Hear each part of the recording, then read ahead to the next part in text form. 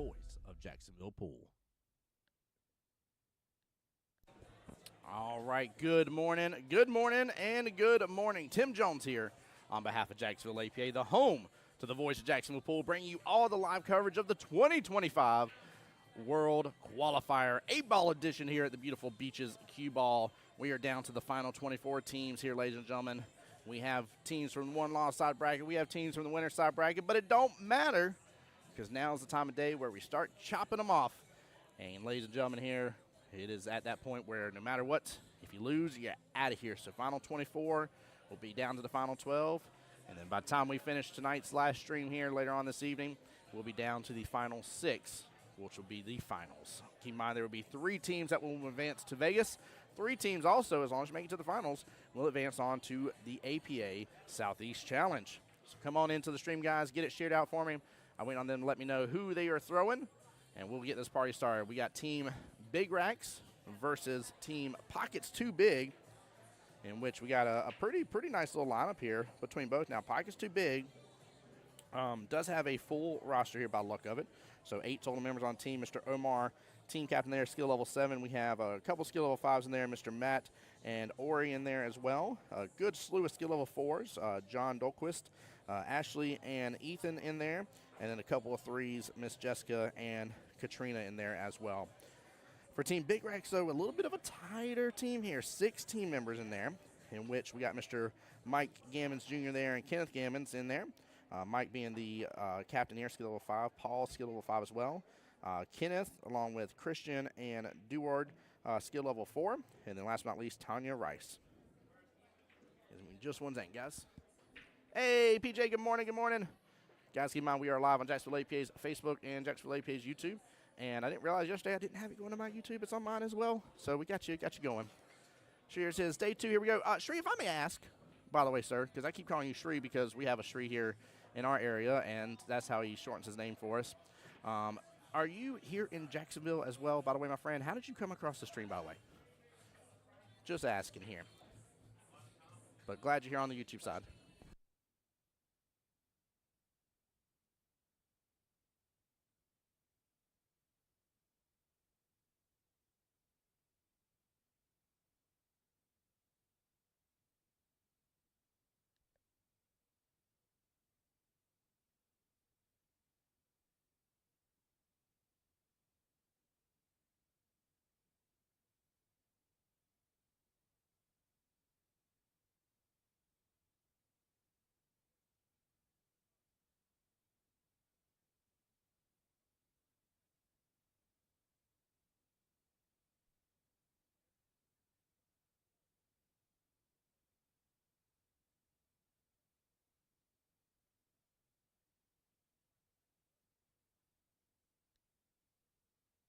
All right, sorry, guys. Had a quick question here I want to make sure I answered.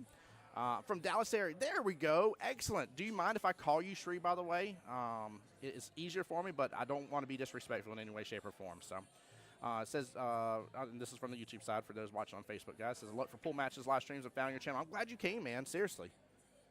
Seriously. We keep getting a bunch of different random people, and you know that's the purpose of this, right? We just want to drive attention, awareness, not just to Jacksonville APA in general, but APA altogether, right? And this is just something that is very unique to our area. Like I tell people all the time, Mike Kelly have hired me to do this job. You know, they provide a lot for me and allow me to be able to do these and travel around as well and support and represent. And it's such a blessing. It really is such a blessing and honor to get to do what I do for a living. So. As always, I tell people if you're enjoying the streams, make sure to let them know. And being here in streams, sharing streams out, subscribing to YouTube, liking the Facebook, all that stuff helps. Keep in mind I have my own channels as well, both Voice of Jacksonville Pool on Facebook and YouTube. The main business account on Facebook is The Voice of Jacksonville Pool. I had to change one up to make a business one. But as long as you're following one of them here, I try to post between both as much as I can. So waiting on throws here. We have, let's see, I wrote it down. 3:45 p.m. sudden death for this match. First stream, no problems. Watch pool live streams, and so the algorithm keeps suggesting live pool. Let's go. Whenever one goes live in a channel, I've watched pool streams from various locations. That's awesome, man. You got the algorithm working to your advantage on that one, brother.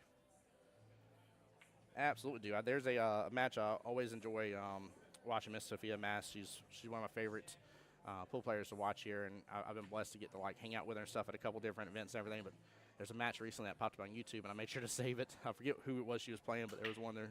She was on there and playing. I was like, I haven't watched this one yet. But I try my best to watch some extra pool streams too when I have time. I know it sounds funny. I see her behind a computer for a 12-hour day out of nowhere, and you're like, what are you doing when you go home to them? Watch pool streams? Don't judge me.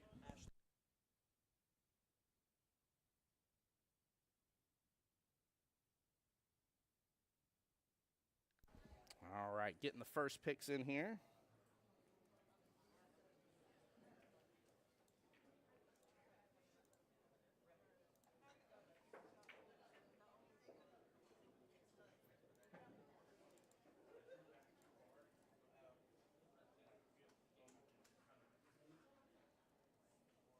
All right, looks like we got a couple of skill level 4s, so should be a little 3-3 race. Let me just validate Ashley's skill level 4. Duarte is as well. Yeah. Nice little 3-3 race, nothing too crazy. I like that. This is kind of what I would call the stereotypical throw. 3s, 4s are a very common first round throw.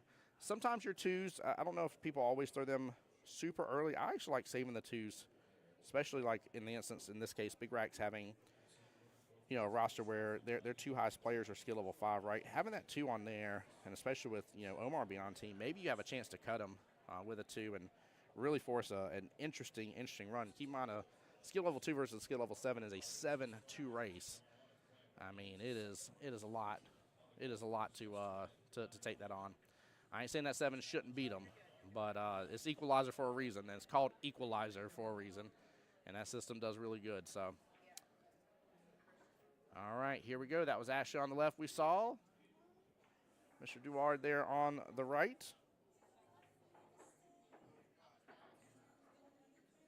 Nice little 3-3 race. Nothing too crazy, guys. We are in the final 24. Final 24 of this tournament, in which we'll be to the final 12. And then once today is over, because we're only doing 2 rounds today, I by the way, I am a huge fan. Mike Kelly, found out from some other areas about them doing Mondays and found there was quite a bit of agreement on doing the finals on Monday. But I hate to sound like this, whatever I say. Back in my day,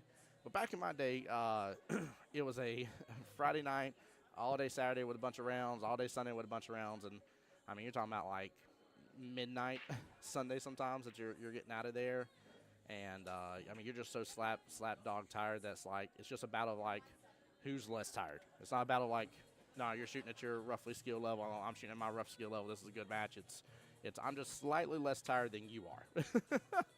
Those finals were always so difficult, man, so difficult. Whereas now, we get to have a later start today because yesterday was a long day. But we get to have a later start today and, do 2 rounds today. And that way, come on back into the action of everything and have some fun. Hey, there we go. PJ's in here for Pike is Too Big. Miss Dawn, good morning. I will definitely enjoy my day. I hope you are having a wonderful and blessed day. I hope everybody, that got a chance this morning went to church, got to hear the word, and are already having a blessed morning this morning. So appreciate you guys for tuning in and being a part of the stream, though. Seriously. All right, Miss Ashley here on the 7 ball. It's going to pop up on table a little bit. Might hit the 8. It does hit the 8 in the process here. Still leaves her eyes with that 5, actually. She can repeat the same shot here. This is a very common kind of angle here as well. You'll see that higher ups kind of really enjoy this angle for getting back up table and stuff. But you kind of just draw a line right on the left-hand side of that 5, and that's kind of the angle that Qball is going to pop right back up unless you add something extra to it. See that right there? Went still a little bit to the right, just a tiny bit, but you kind of took that left-hand side of that 5 ball. That Qball just traveled right up table here. The only thing I would have saw on that is that it had a risk of potentially maybe hitting the 1 in the process, right? And you really got a good positioning on your 6 and 1 being kind of center of the table here. Your 2 ball being a bit of an issue. I'll be honest with you, I'd probably move that 2 ball right now, but she's on a bit of a run, feeling herself with what she has going on here. Kit, how's it going? Kit in there on the YouTube side saying, let's go, Ashley. Let's go, indeed. Glad you're here. Glad you're here. Also, guys, for the first time ever, we are pushing a live stream out to 1080p. This has been something that we're kind of Been working on trying to make sure internet's going to hold and stuff. So far yesterday it looked and worked good. I had great compliments, but if you happen to be, especially on the YouTube side now, the difference between 720p and 1080p on your phone won't be too big of a noticeable difference, but if you're on the big screen and you're pushing at 1080p, please just let me know how everything's looking on your end. I would love to hear your feedback about the stream. Got a slightly, I'll say slightly, it's quite a bit, but it's a better camera in place here and some new technology. So Jen says, good luck to both teams. Good luck indeed. Jen, how you doing this morning? You behaving, my dear? Oh, I'm sorry. You said good luck to everyone earlier. Good morning, Jen. My bad. PJ saying, get him, Omar and crew. Goodness gracious, I was missing some messages here, guys. Sorry. Kit says, doing good, sir. Stream's looking great on the YouTube. Let's go. Glad to hear that. Guys, also, if y'all are here local in the area, please don't forget that we do have some specialty Road to Vegas 2025 shirts. They will be here during the 8-ball World Qualifier. And in case you're like, man, I missed my chance to get some of those sweet shirts. Well, they're going to be here during the 9-ball World Qualifier. And am I seeing, oh, my goodness, great. Don't tell me they got a zip-up hoodie. There's only 2 left for the zip-ups? Let me see if their latest headers men's cuts. Looks like I got one of each. Oh, my goodness gracious. Kelly's got some of the long sleeve zip-ups. I like that. I get it. I know it's hot, but sometimes I do like having some zip-ups. But, oh, I do have it backwards. My bad. Thank you. My fault, chat. I definitely did the names backwards. There's Oop. a unisex large and a Lay's double X. Unisex large and a Lay's double X left for the, are they full zip-ups, Kelly? Oh, they're the middle ones. That's even better. Sorry about that, chat. Big Rax, I didn't mean to do that to you. Pockets too big, same thing. Sorry, guys. Please disregard the disrespect there on that. I did not mean that. Should have paid attention to who I was doing. I got the sheets, or the names on the score sheets backwards. Sorry. Yep, Hugo just noticed. He said, Tim, I think the names are not correct. You're right, Hugo. I messed up. I made a boo-boo. You didn't see nothing, and it didn't happen, okay? It didn't happen. I was just trying to mix things up. In fact, I was making sure with it being noon on Sunday that you guys were awake, okay? Just trust me on that. That's what I was doing. Trust me. Thank you, guys. All right, back to the action here. 2 solids still left on the table here. Looks like maybe going for the bank. Sends it angle. Oh, might open up for the Z-bank. Ooh, not a bad placement for that 2-ball to still be left. Miss Ashley still has work here to do for that 4-ball. And honestly, he may be able to get a little window in for this 12. Ooh, doing a little chicken wing and clusters a little bit of the 4-ball. Oh, if that 2 was just a little bit lower, Ashley would have really, really good eyes on this. Really good eyes on this. I mean, she could slow roll that 2 on in and have good shape on the 4. Use some bottom, pull back out on the 4. Even if she's at a little bit of angle, just either way, it's going to kick Qball over or stop close to where the 4 is and take the 8 right-hand side pocket. I'm saying she needs to go for the slice here. Yeah, Omar 100% calling that timeout.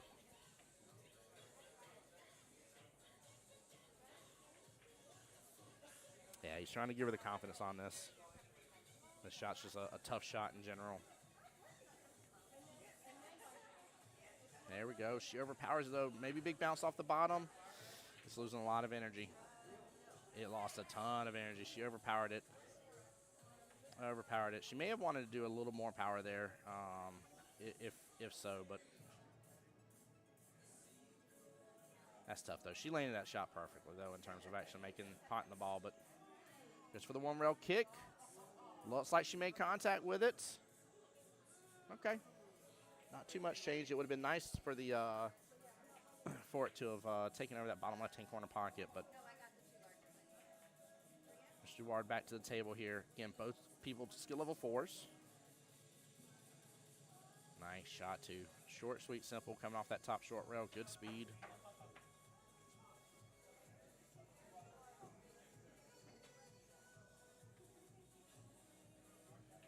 And he's just going for the defense here.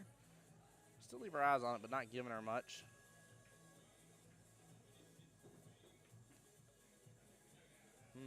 Tough scenario. Tough scenario.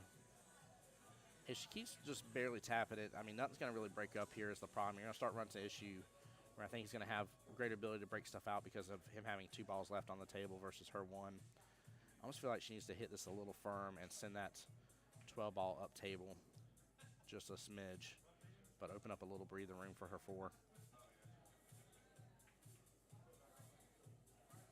See, had she done that harder right there, that 12 would have separated a little more, and he still would have been hooked up behind the 4 and the 15. That's the only thing I think that needs to happen there is just a little more.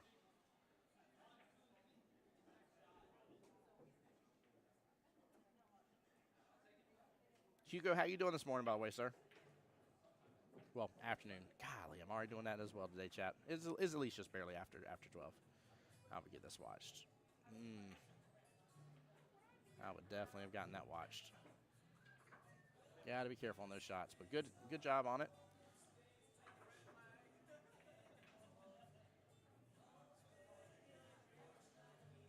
Normally, I'm not a fan of doing this here, and usually I wouldn't recommend it, but I'm thinking, honestly, the 1-rail kick. And your goal is to hit that 4 full so the cue ball stays with the 4. And again, create separation between your ball and that 12 ball. Normally, I'm a fan. You don't kick at things you can see. In this one, I think there's a good chance for you to keep that cue ball kind of in place.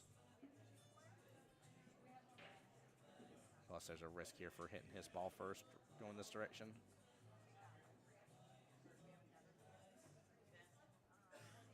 Told you guys, there's always exceptions to that rule.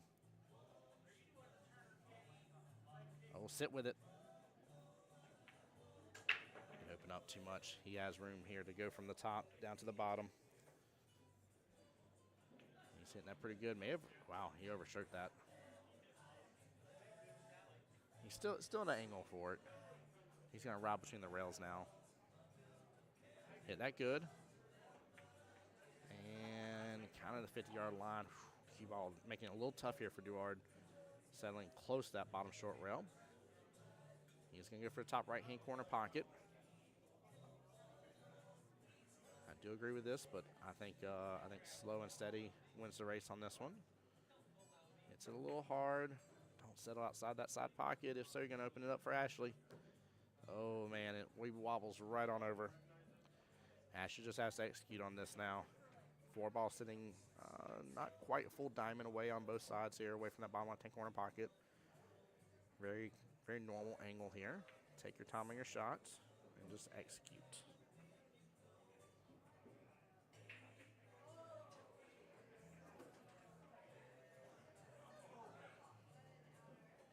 Oh, wow. The drama llama's on the table today, chat. Woo! All right, 8 ball side pocket. It is about as full as you can. Still make the angle, cheat the pocket just a little bit. Don't slam into it so you don't create that angle to open up for that top right-hand corner pocket scratch.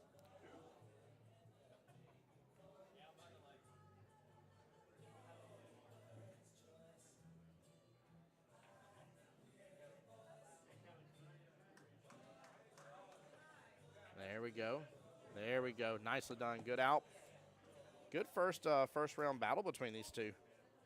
That was actually a really fun one. Well played. Very well played.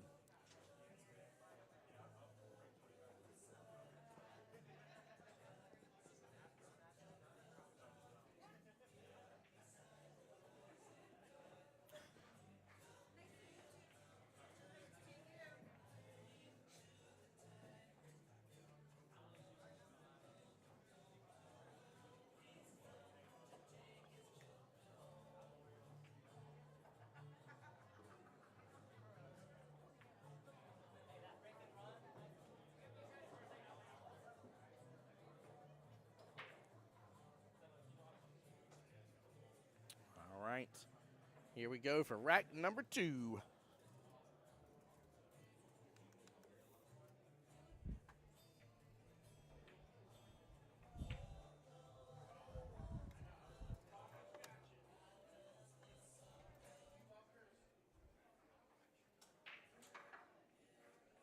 All right, nice little center break.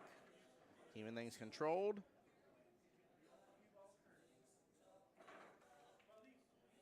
Not too shabby a break. We do have the cluster with the 6, 2, and 15. Got good amount of stripes here towards the bottom half of the table. Bodes well for the 8 overall. He could have taken the 5 there too, so he had a choice of both, but I think I would have went with stripes as well. I think the big deal is, though, is that just because their 6-2 is not really hooked at this point, I think he needs to go for that 15 sooner rather than later, though. I think he needs to do something about that.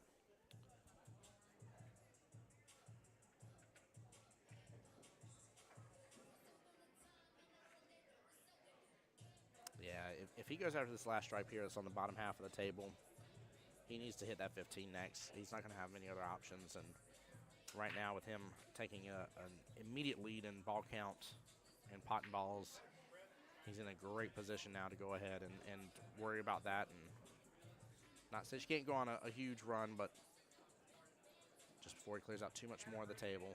What a shot. Wow. Wow. Little body English on that one here, but almost a little twofer there, playing the carom option. Take a look at this instant replay here from Mr. Duard. Very well played. Yeah, look at that. Gets action off the 9 and the 14 on that shot. He just tried a back cut here on this last shot here on the 14. Brandon, what's up, bud? Welcome to the stream.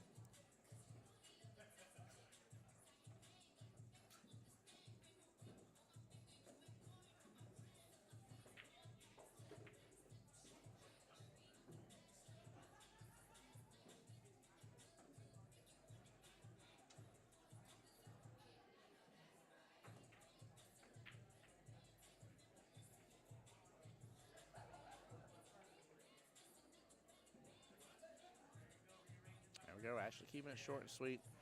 With that ball in hand, she should have done something with the 6 ball maybe. She could have even maybe made a little separation between the 6-2 and the 15 without opening up too much of a shot for him. That would have been the main thing I would want to see, but I do like the fact she's kind of clearing off one half of the table, very similar to what Duard was doing earlier. That's the only downfall here. That's where you start to see a real difference between the 4s going to a 5 and stuff. Is 5s not always, but kind of start to handle some of the problem balls a little bit earlier before too much of the table gets freed up. Now she has an angle here to where she may be able to clip into that 6. I dare say add a hair of right on this. See if she can maybe for sure kick that key ball on over after it makes contact. There we go, contact with the 6. Hey, Mr. Everett, good morning. Welcome to the live stream. Hope you're having a blessed day.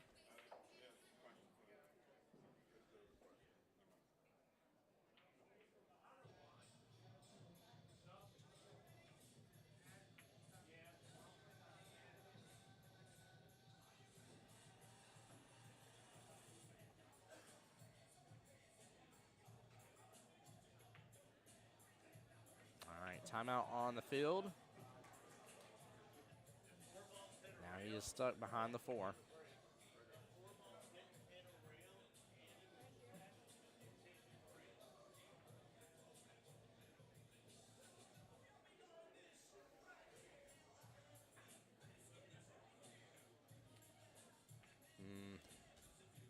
I don't think he's going to be able to force it over as much as he thinks he wants to. That's tough. That's very tough. Yeah. Yep, he was better off going with the 1 rail option to the right-hand long rail if he was going to do a 1 rail kick.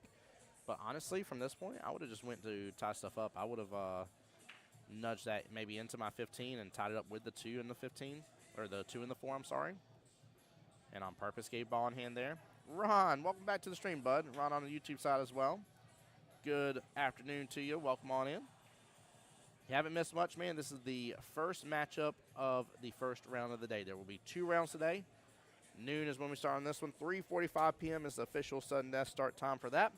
And the next round is estimated to start at 5 p.m. Now, granted, keep in mind, guys, just like yesterday, I appreciate you guys for not coming at me with pitchforks, but it always depends on the matches. We can't start the next round, without some matches being completed. So, a couple matches yesterday ran a little bit longer. than expected. It happens. It's World Qualifier. Nerves are at an all-time high. And, yeah, so it's good. Hey, Deborah, I appreciate it, my dear. I'll see you there. Yeah, absolutely, Ron. Absolutely. Yeah, we'll have 2 rounds today, guys, just as a reminder here, and then we will have the finals tomorrow at 8 p.m. But before we leave tonight, we'll know who's in the finals. And no matter what here, getting into the finals means you have guaranteed yourself bare minimal, worst case scenario, a trip to the APA Southeast Challenge. And then best case scenario, you done guaranteed yourself a trip to Vegas, baby. Oh, good try there. Short on the one-rail kick.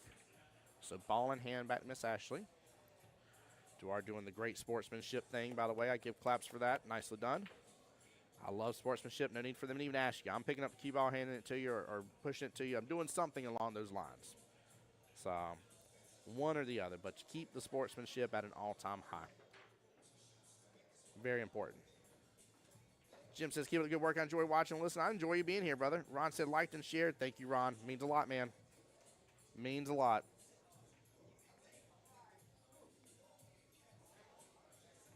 He's trying to get her to break out. There's a nice little angle here he's got her on with the 4 and getting her to pop in that short or that long rail and then kicking that 15. So he's trying to paint the image for her. I'd even dare say maybe a little bottom right here, maybe about a tip from center down to the bottom right. So you're kind of aiming almost at the almost 5 o'clock on the cue ball, if you will. You don't quite want bottom. You don't want quite a lot of right, but you want a little bit here, and you want it to open up. Looks like he's got her on a good angle already. Oh, she hits it hard. It shortens the angle when you hit it hard. Not as hard. Not as hard. You need any English that you want to take. You got to give it time to be able to take. So. All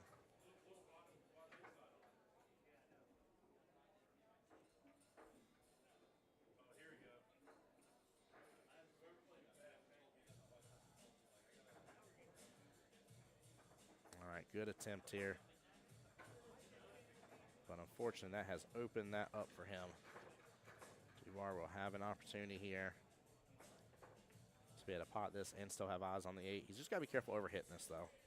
It's at a bit of an angle here. He may be stretching a little bit. Yeah, a little bit from the side. Super long bridge, though. Super long bridge. He's got to shorten that bridge up just a little bit. Guys, keep in mind, when you have that long from where your bridge hand is to where your tip is going to make contact with that cue ball, the slice of movements on the back end makes a larger movement on the front end, right? So where you're thinking, you're like, I'm trying to hit center, I'm trying to hit center. Man, I keep adding this unintentional English. Super long bridges could be a cause of that. And again, I'm talking about distance from where your bridge hand is to where the tip of your cue is going to make contact with the cue ball. So see how hers right now? That's a short bridge, very short bridge. So even significant movement in the back doesn't make and translate as much movement on the front end of the tip of her cue. She has a better chance, not to say people with long bridges can't be accurate, but she has a better chance of being accurate. No scratch in the process. You've also got to slow down. Woo, she's done left it mean. There will be a flag on the play on this one.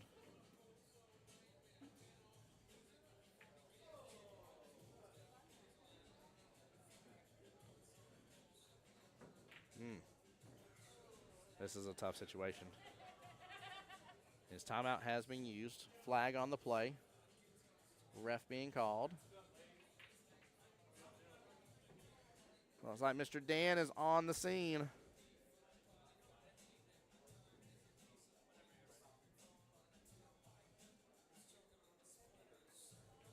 Dan trying to get a good angle there so you can see it a little bit closer. That's 2-ball first. Yep. Good try. Wow. Very good try from Duard. Look at that. Again, great sportsmanship from Duard. I understand that ball in hand sucks. That hurts. That hurts your soul. But I love the sportsmanship from Duard. That is major kudos points to him. Major. Again, they shouldn't have to ask, right? Like, and granted, I know there was a ref on this one, so it's slightly different than the scenario I'm giving you guys. But again, if it's If it's, hey, I fouled, I'm going to be the one to grab it and hand it to you, or I'm going to be the one that slides it to you, whichever way you prefer. Some people prefer it one way or the other. But I'm going to be the one that makes sure that you know, right? We saw it live on stream yesterday where it cost John a rack. And, ooh, 2-ball right-hand side pocket, 8-ball left-hand side pocket. She feels comfortable with that. I don't know if I'd quite go with this just because she may end up rolling forward. If she's going to do bomb, she's got to be firm about her bomb, not pull back too far. Stop shot it. If not, that bomb's going to turn to top. She did it. She stop shot. Good shot. But, yeah, it cost it was John Hummel on the stream. And it was definitely a bad hit. And he instantly picked up and called it. And I don't even know if the other team properly saw it. Like, it didn't look like one of those. They were like, is it a bad hit? Or no, it didn't. And granted, they may have seen it. I may be misjudging the situation, but it's stuff like that that makes a true difference at events like this, and especially with the importance of this event. I mean, this is the World Qualifier. You know what I mean? And nobody wants to feel like they got cheated out of anything. All right, good out. And again, another great second rack. I understand that the score may show 2-0, but I mean, both times it's coming down to the wire. It's not like one player is running the entire rack and almost doing a break and run or something. The other one's not having a chance or anything. Both players are having their opportunity at the table. This is a very nice first round battle between these two. Let's hope Duard can get on the board, though, because right now he is in value-added mode. One rack right here guarantees that no matter what, pocket's too big, cannot get but at least one more team point. Second rack from Duard. Now he's also got a point for his team as well. So value-added mode has been activated, and he needs to take advantage.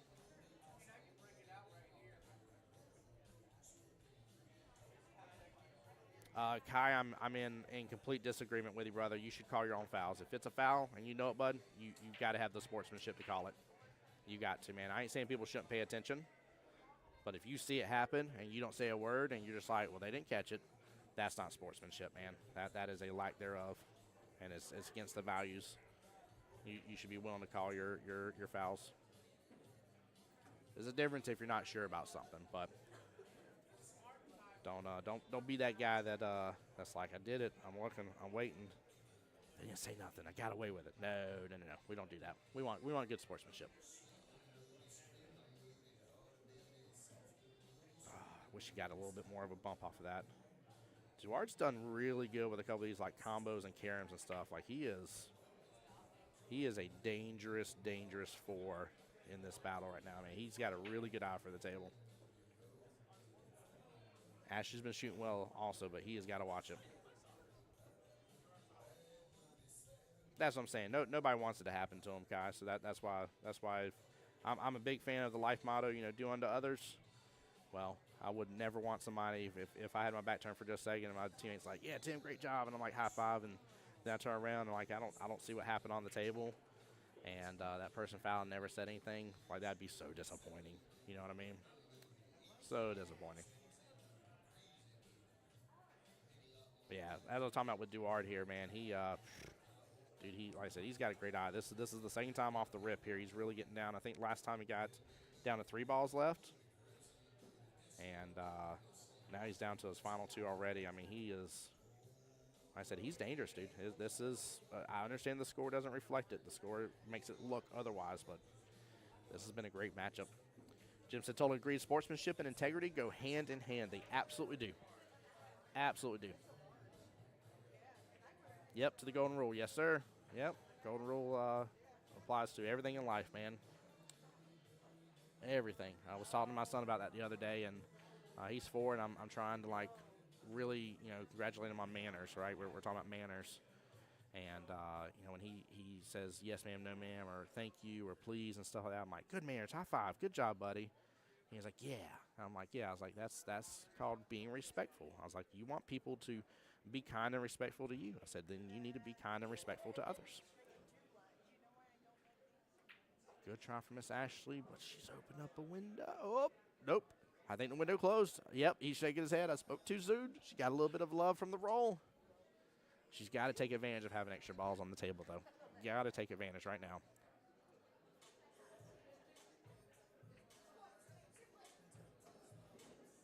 Yeah, he is hooked. Honestly, I think he just needs to barely slice this to where like it kind of pops off. Out. Yep, just like that. What a shot. This is exactly what I'm talking about, man. This guy is strong. Very strong. Love seeing it too. Some people may not realize this here, but I feel like the back of your team, I ain't saying some people don't carry the weight as the sevens of your teams and the sixes, but man, those that 4-5 middle grounds, 3-4-5 area middle grounds of teams, whew, little do they know sometimes just how crazy important their matches are.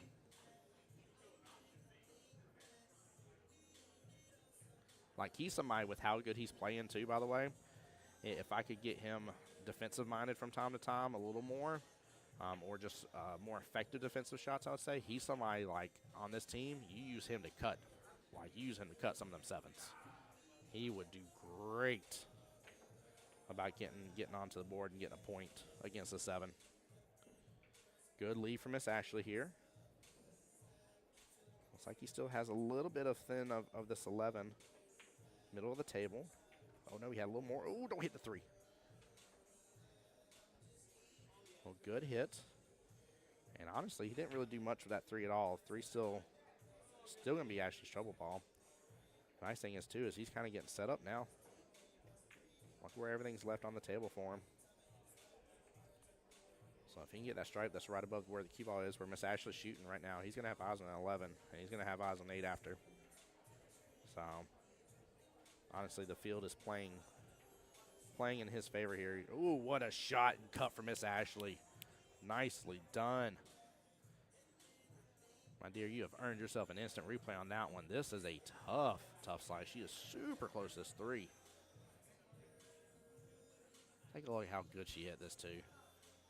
I mean, that was, until it had to hit the side of the inside of the pocket, that was pure. Like, I didn't see that touch the rail at all. She rode that down good. Oh, gets a little love from the table on the leave. Good try on the 4.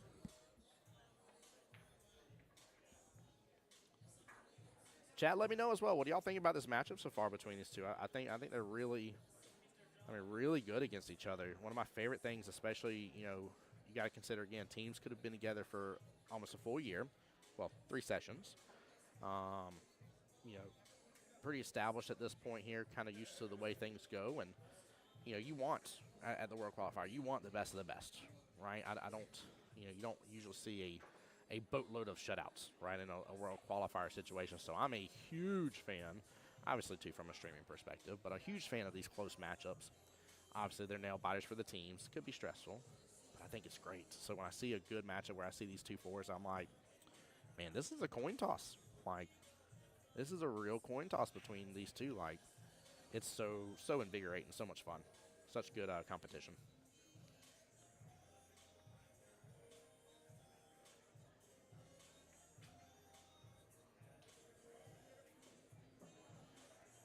Tiny says, I want Duarte on my team. There you go.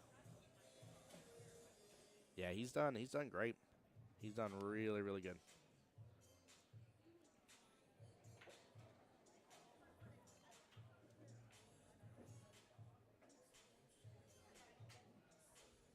Yeah, he's going to go for the 12, as he should. The problem is it's going to pop up on the field. He's not going to be able to hold this.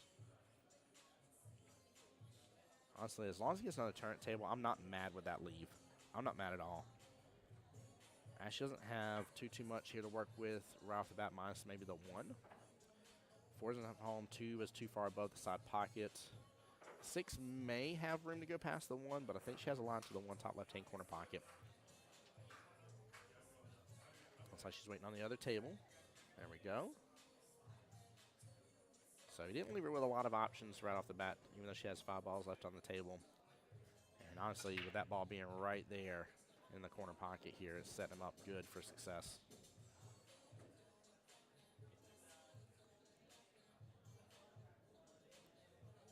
Ash over slicing just a little bit, but again, not bad. Getting the 1 ball close to that pocket. However, he is now primed up for this 3-ball run. He's got to be careful over hitting this, though. You don't want to drive this home. There you go. I like the speed. Come off that rail a little more.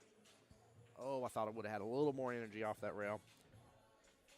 He's going to have to back cut this. Problem is that Qball is then going to come close to that side pocket and jet right back upfield. Robbed again. He would have had a pretty long distance shot on that 8, but because he got the nudge off the, what was that, 6 ball that moved, I think? He had good eyes at least on the 8. Longer distance than what you would have liked to have, but still workable. Ashley's going to have to go on a bit of a run. 8 ball no longer has that home bottom right-hand corner pocket. So say I do like the 2 ball here. You want to take the 2 ball first. It's off rail.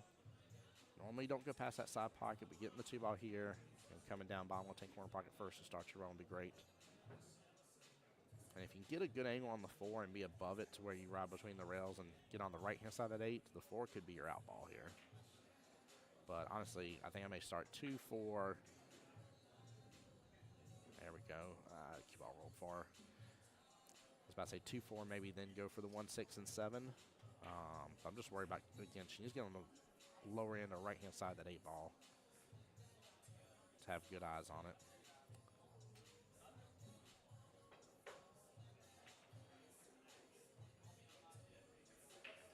There we go. Don't get too close. Okay, she can go for the 6 now.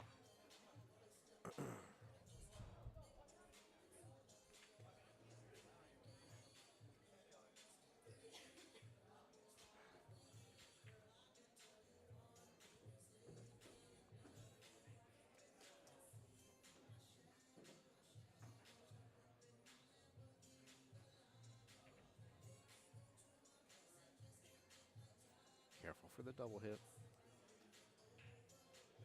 Honestly, better using a little pot. Oh, she's so worried about the double hit. So worried about it. You see her stand up and reset. She's laughing.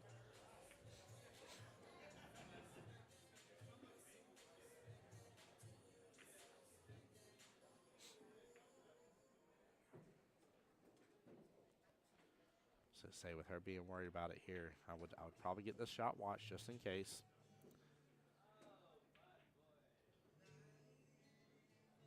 That looked good to me, though. All right, so now she's set up in a good position here. If she can make this 4 ball just fine, she needs some force follow on it, though. I don't think she's going to be able to get to where she can use any bottom to kick over and out.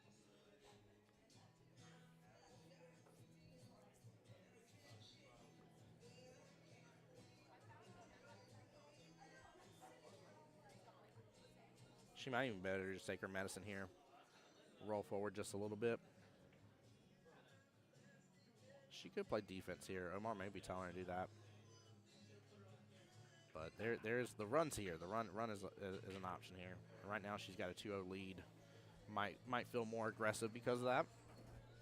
Less worried about losing the matchup here overall and or giving points away to the other team with you being up 2-0. Not saying we want to take that into all consideration, but it is something to at least think about. Doesn't mean you start swinging all willy-nilly about stuff, though. Like, I've seen people where they're like, I'm just going to rock a ball from this point forward. I need 4 balls left to 9 ball. And I'm like, hey, you don't. Rock a ball, you're giving away all your control. So you don't want to just give away all your control and be like, well, but I'm good, because you'll lose that lead and that other person will gain the momentum. And then you'll feel defeated because you had the win. Nice slow roll. No go.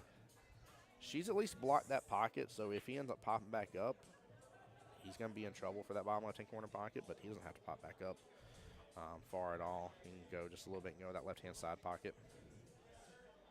Nope, still let it pop up a little bit.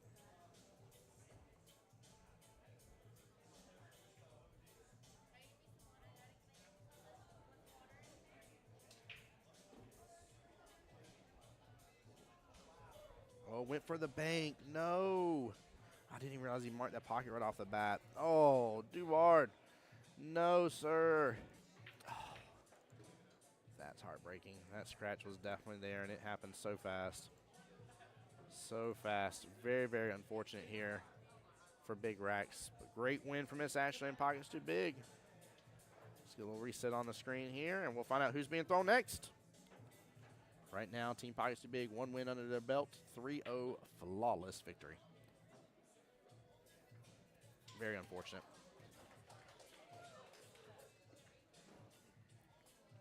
Not what you want to see happen.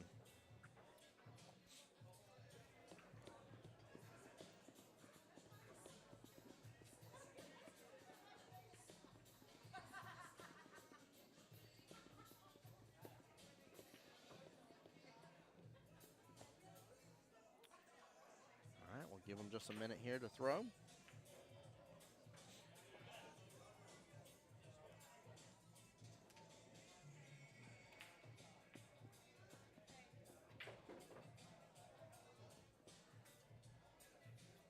Yeah, oh no, indeed.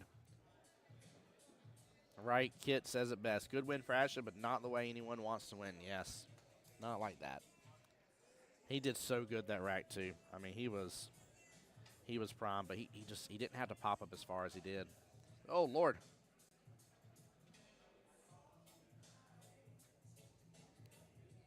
I think Mr. Mike Gammons there trying to take out my camera. Trying to hit that tripod. All right, getting the throws now. Putting up their captain. Yep. And Matthew Qball. All right.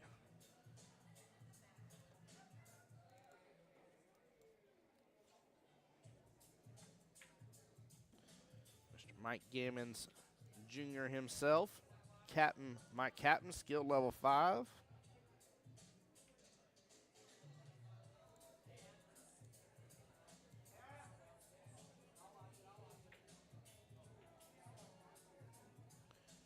Versus Mr. Matthew. Have a lion here. 5v5 matchup. Nice little 4-4 race. There we go. But yeah, kid, I think you hit the nail on the head here. Definitely good win. Ashley had the lead. You know, it's one of the situations where no, he didn't have to hit that last object ball as hard as he did to get the angle that he had. But still, I agree with you 1,000%. It's just, you know, you hear sometimes like people are like, well, a win's a win, and like don't get me wrong, like I want to win and I want to go to Vegas, right? But I also want just the best matches I possibly can. I don't want anybody to ever look at me and be like, well, I gave it to you, right? Like, nah, none of that.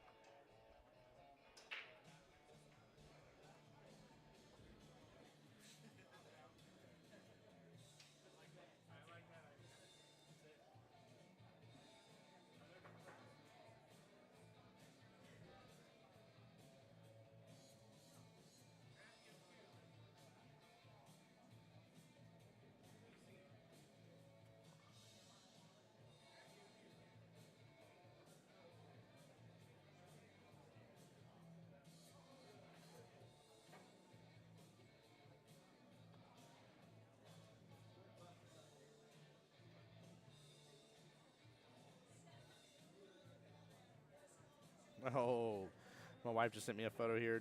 Daughter Luna is getting her free ice cream cone at Dairy Queen. They're having a good time. Oh, goodness. All right.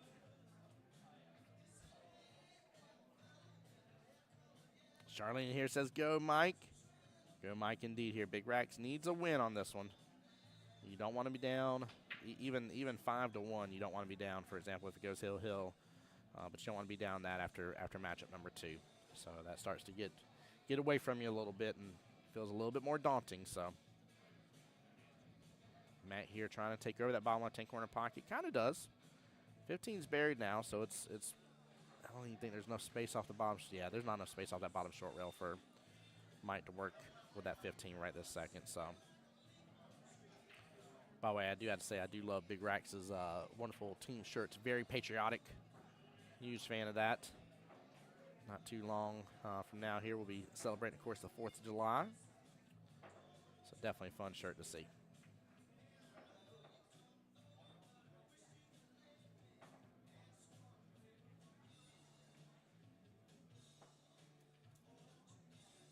Good try, trying to throw the 13 in there just a little bit.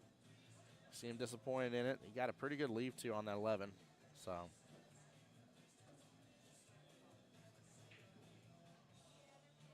Ooh, don't scratch, don't scratch, don't scratch. It beelined it. Oh, man.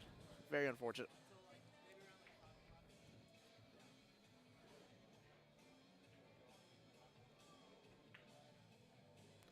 Very, very unfortunate situation.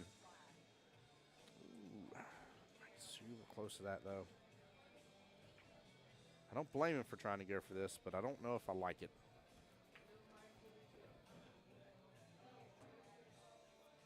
He's trying to keep an angle there, take a top right-hand corner pocket. But he's so close to that ball.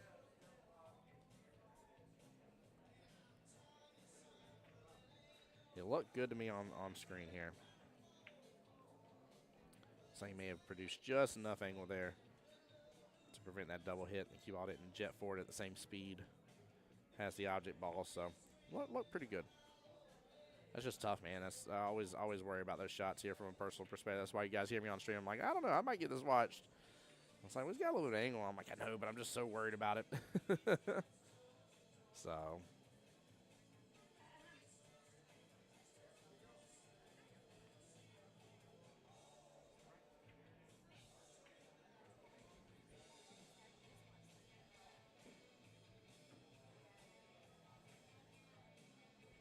Hey, there's Ms. Ashley in the stream.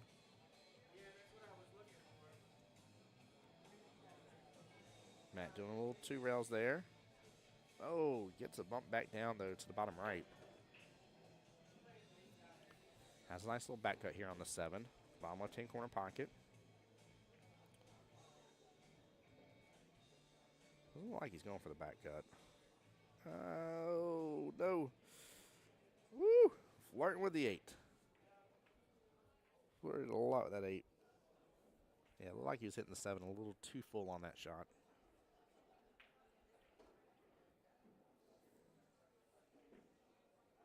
I was talking about last night on stream, man. It's always, you know, it's fun that first day of tournament and coming second day, and then you start to see it start to clear out quite a bit after the end of day 2 tournament. You're like, man, like here it was, and it was like there's so many people, and it was loud, and the crowd was going wild and all this kind of stuff. And then you get down to like the nitty gritty, and don't get me wrong, like you still have the wild crowd moments and stuff of like and all that kind of jazz, but it's almost always bittersweet getting towards the tail end of a tournament.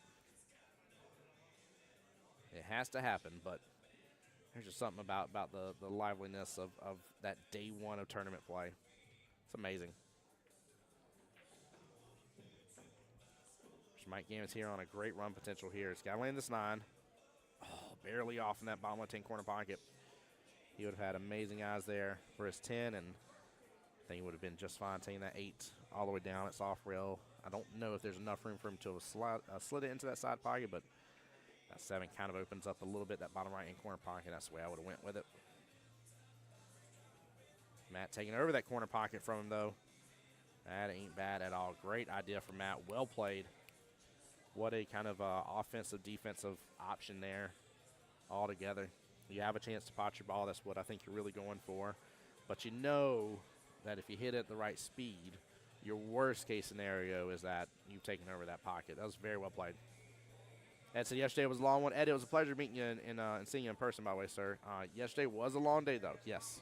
I won't lie, man. I went home. The bad part is like – I crack up. I even told my wife, she's like, what time do you get home? I was like, I don't remember. She's like, what time do you go to bed? I was like, 3:30. She's like, really? I was like, yeah. And I was like, it's just hard to, like as tired as I am, it's hard to shut my mind and my body off from the day, you know? It's so tough after just going so much. So, it's weird, but it comes with the job. It comes with the territory. So. I'm just excited that we're finally to this point of the year. I won't lie. A lot of the years kind of went by a little fast, and then I feel like getting to the part of finally being in the World Qualifier, I feel like it's taken a while. And, like, the dates haven't changed. Nothing's changed at all. You know, the dates have been the dates for a while. And it's just funny how my brain out of nowhere, oh, get some love? Nope. It's just funny how my brain out of nowhere is like, man, like, are we there yet? Are we there yet? I'm like, stop. Like, May will come. We'll be here. But I feel like so much of the other part of the year is just, like, flown by so fast already. So it's cracked me up about that.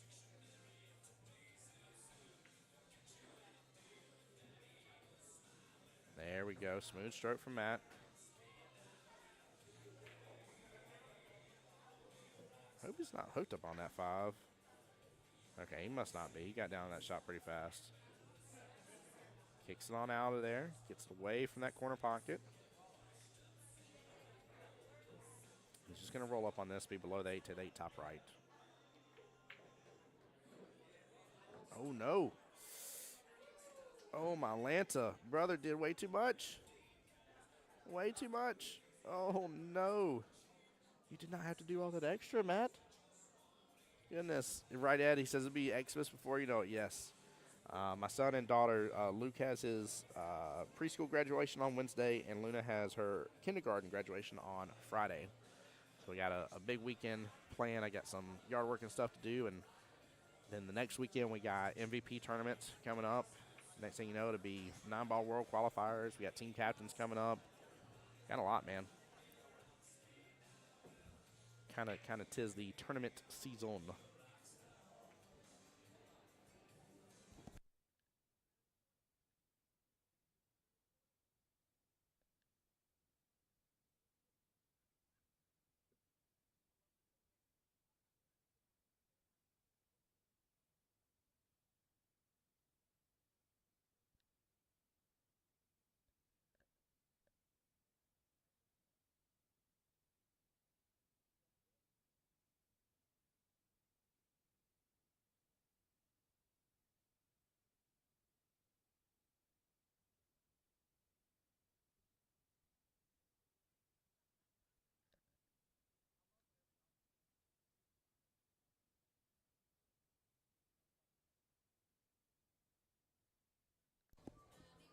Sorry, guys. Had a couple people stop by the streaming booth here. Mr. Mike Gammons here, junior. 9-ball top left-hand corner pocket using the bridge. He's pulling down this a little bit. Ooh, don't scratch in the process. Oh. Him and Matt both getting love from the opposite side pockets of each other and hitting in the pocket points where it did not scratch. All right, a little back cut, nothing too crazy. Just don't overdo this shot. He has a little bit of angle. There is the chance for him to overdo and do way too much and either scratch in either corner pocket possibly. So nice slow roll. There we go. Not too much. Good out, good first rack between these two. Right Ed living major dangerously. Both them overdoing their last object ball shot to get onto the 8. So, but a good showing though.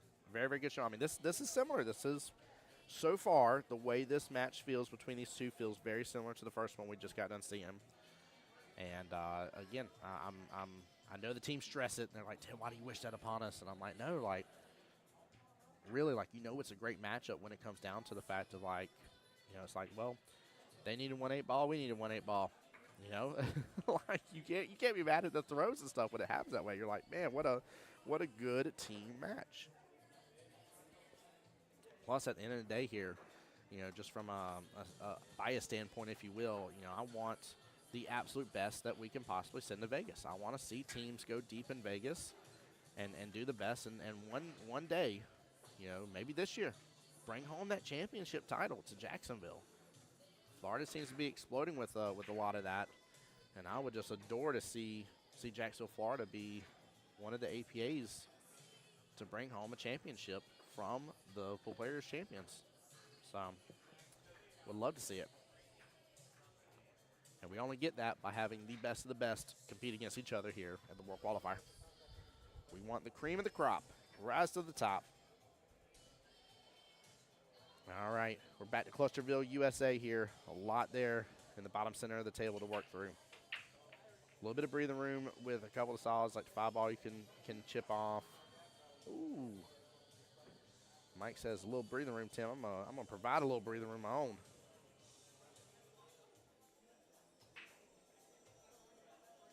Unfortunately here, he doesn't have a lot of other coverage, and I'm worried on how he takes this because look at where the one's kind of aiming. If he hits to the right-hand side of the table, that one could push in that 8.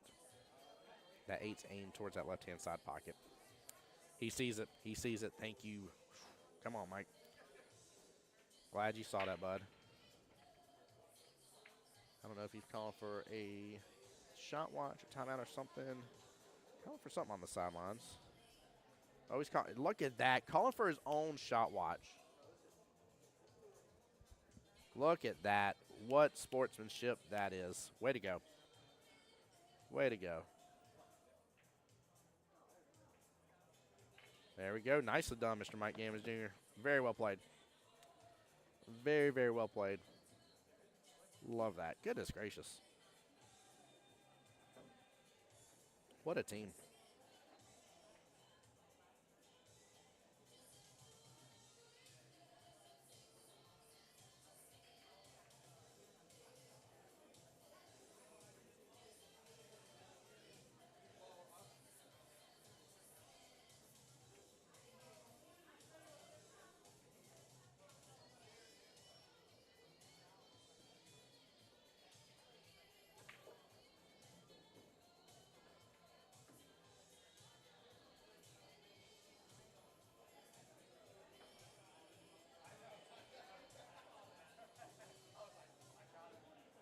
I didn't even realize a foul happened there. Ball in hand.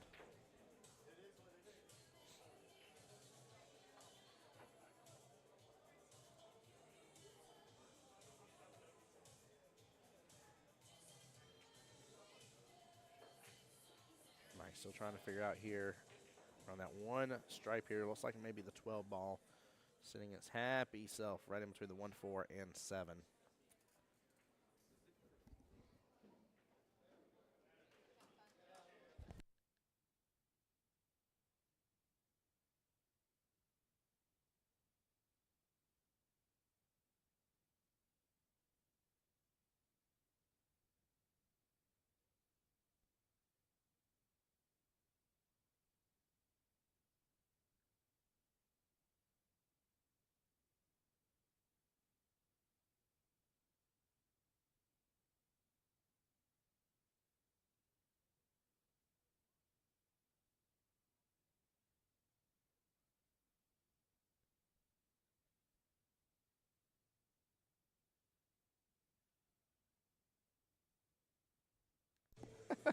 I love it.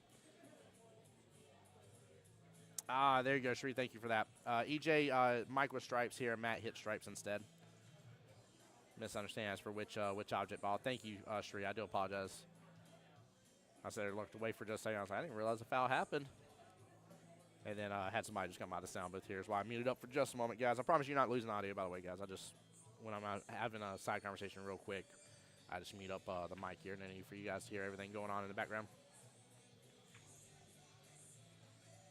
Some people are super excited. Love being on the live stream tables. So, is he fixing to mass say this? Oh, he was thinking about it. That did not work out.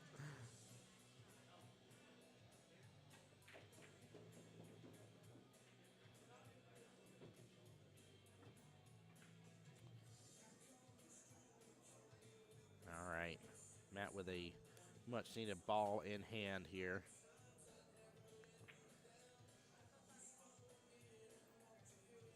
I like that. The 2's not really blocking as much of the 11 as you think it is. There's a fairly good window between the 2 and the 6. I kind of like starting with this 2 ball here.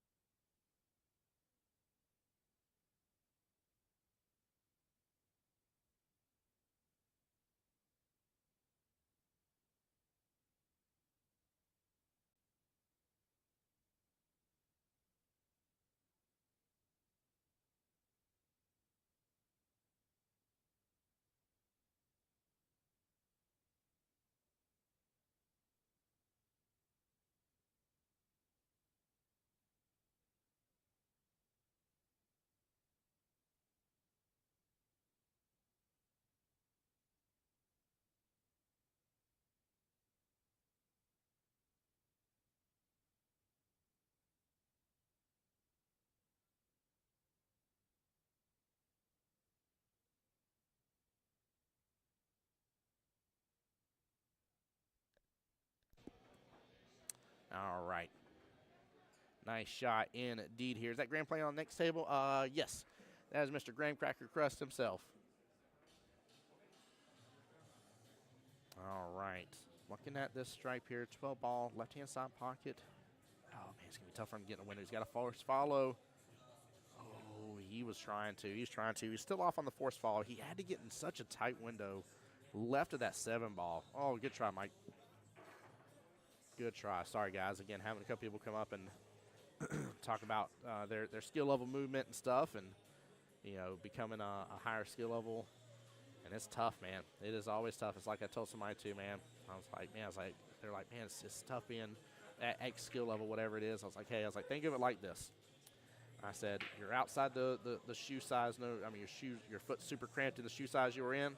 I said, but you're not quite ready to fill a complete shoe yet, but you're getting there. I was like, all you got to do is just work on filling the shoe. I said, work on that practice. Think about things that have gotten you where you need to be at this point in the game. I said, and you'll continue growing. I said, but you got to get some practice in, man. Got to get some practice. One second, guys.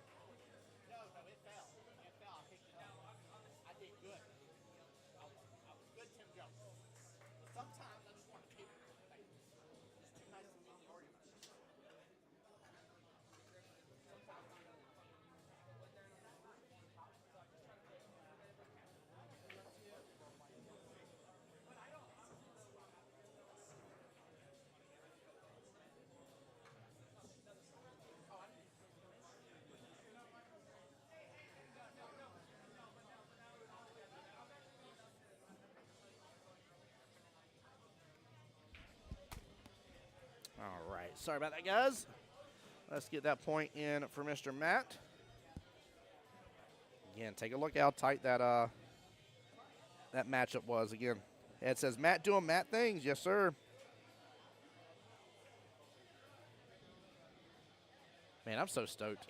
Some of the conversations I'm just having with people right now, and again, I apologize for hopping off the mic, but it's just so inspiring, so awesome. There's just, again, this level of just excitement and hype inside this building right now.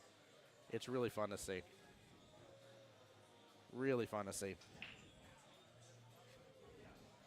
Oh, and he almost does exactly what Mike Gavin said was going to happen, which was a scratch of that bottle of quarter pocket. Let's see, 3 and 13 tied up. You got the 2 and 10 tied up together.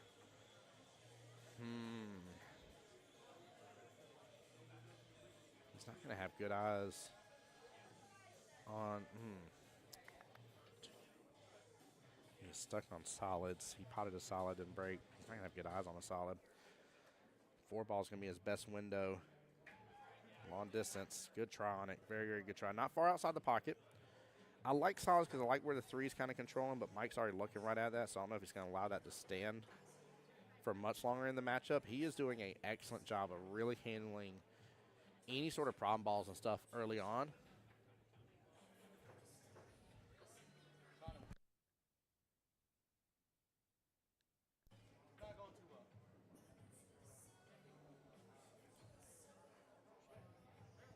Yeah, this is where, I was kind of talking about earlier between the 2 4s, right, of not handling some of the mess and stuff that's on the table, some of the problem balls early on. And this is where it's what a shot. Wow. This is where Mr. Mike Gammons here is very much shining on the table. And I really hope that both Miss Ashley and Mr. Deward are watching his match closely, because he's doing really, really good around not just leaving a prom ball for the end, looking for a way to break it out, or determining if it is really his problem or his opponent's problem. That's an important factor too. Sometimes there's a problem ball that's like, actually right now, that is a far bigger issue for your opponent than it is for you. Like, far bigger issue. Like, they're ahead of you on ball count right now. Like, they're really running things. They have an easier run in which this is the one situation really keeping them from completing said run that should get you another inning on the table. And, yeah, it's kind of having that train of thought when it comes down to it. You got to know when it's time to go for stuff. And you got to know other times when it's time to leave it alone. There's a time where we had on stream where I think the person had like 3 balls left. One was tied up in a knot, and they had 2 balls sitting in pockets, and their opponent freed up that one ball that was one problem, and the only thing guaranteeing them for sure another shot at the table, in which the person then potted one of the ones in the corner, made better shape for the quote-unquote problem ball that was now broken loose, potted the other one in the corner, and that was all she wrote. It was a little tic-tac-toe, super simple, so.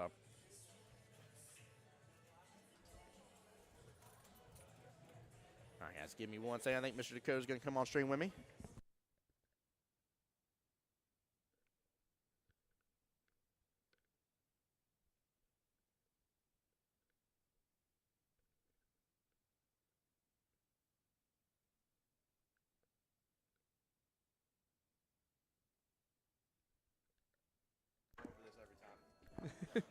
What's up, Dakota? How you doing today, bud? What's up? What's up? Not too much, sir. Good to see you this, afternoon, I should say.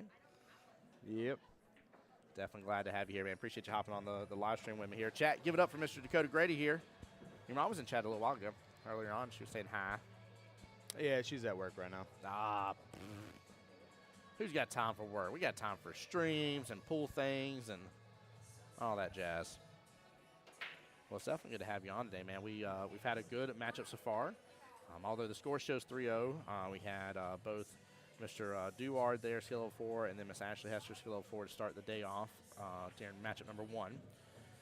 Unfortunately, Mr. Duard did scratch on the very last rack of that matchup. Ashley was already had 2-0 in the race to 3. That part was unfortunate, but even though the score didn't reflect it, I'm telling you all this to tell you that almost every single time it came down to the 8-ball. And there wasn't like, one player had like 4 balls left on the table or something crazy like that. So the score, not really reflective of the ability and what was shown on the screen. And here we are in again, 1-1 race here, but both gentlemen doing really good. I'm kind of favoring Mike right now because he's Mike's the one in the white, right? Mike's one in the right, yes, sir. Okay. He has done a great job, and it's something I was talking about against the 2 skill level 4s earlier. Whereas if they had a problem ball, they left it till the end. They would run everything else out on the table. They would leave that one problem ball. He's more worried about where he needs to get to that problem ball. Yeah, he's very much worried about that problem ball, and he's done a great job really determining, again, if it is really a problem ball for him, and he needs to take care of it, or if he needs to leave it. So he's probably done a good job. He's probably what does that look like? The 12, right near the 8-ball. I think it might be the 12. Yeah, you got the 12 up here. You got the 10. He's probably going to use that to get on that 11 ball. He just said, "Go APA." He said, "Who starts dancing on the live stream?" That's funny. Mike, I can't help it. You caused it. I had to replay that, sir. I had to replay that just because of your dancing. We're playing bank pool. That was perfect. Oh, right? I mean, goodness gracious. The dancing on the live stream. Actually, that changes the whole layout for it. It does. It's actually. almost you want to use the 10 ball now to try to get onto that 11. The least break it out, or even maybe. No, you're good. You're good. Keep talking. Yeah, he was thinking it. Yeah. Yep. But now he actually puts the 10 ball in a more favorable spot to break it out, so he can have the 12 for the 8. Yeah. I will say, too, as well, I didn't want to compliment him too much while I was over here because I don't want to throw him off his game That's while I a was smart looking at shot. the stream. But I will say Omar has done an excellent job being team captain and giving very good, very appropriate timeout so far. So I think that's where Team Pockets Too Big has the advantage against Big Racks. That Big Racks, you got Mr. Mike Gammons that we're seeing here, and we got Mr. Paul Lockwood as skill level 5s. That's their highest. The rest are 4s and 2. Where are they out of? Big Racks is the North Side division, if I remember. North Side? Yeah. Speaking of, I've seen a lot of chatter, guys. A lot of y'all are talking about some other places here soon. Yeah, I'm excited. So, Because mostly all of my teams are going over to Legends when they open. very cool. It's just closer to the house. That's the biggest thing. Right off of Bay Meadows, and I live right near the Avenues Mall now, so Yeah. it's super close. Yep. Get the breakout. Oh. Actually, right here, I would actually get the 11 out of there and keep him, throws it up on his 2 Yeah. ball, so he has to sacrifice the shot to play another safe. Yep. Mr. Ray says, "What's up, guys, and thanks for the stream." Ray, what's up, buddy? How you doing, sir? And you are quite welcome. Welcome to the stream, man. Hope you guys that are at home here and got your big screen TVs and want to enjoy it here as well. We are broadcasting in 1080p now. Oh, New camera, higher quality here, and we decided to push the envelope and just see if it would work for this weekend. Here's in right terms of here. internet. If I was playing this, I would actually take the 6 ball out of there. Basically, bank the Same 6 concept. out, Get and 6 this- out and snooker. just freeze up one of the 2 so you can get one of your balls out. Because the 2 goes when that 6 moves. Yep. Yeah, I think Matt may be playing a little passive here. First one was great, but I think it's a little too passive now to keep I up like with the reggae going. the 5. If Right? You get that nice little move. Good vibe.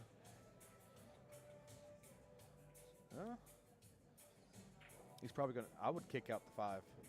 Won't even mess with the 2 and the 6. Yeah, he's going to go straight for the 2. Unless he tries to get him behind the 5. He tried. Really good try on that. It's not a bad leave overall. He blocked access at least to the 12. The 11 still.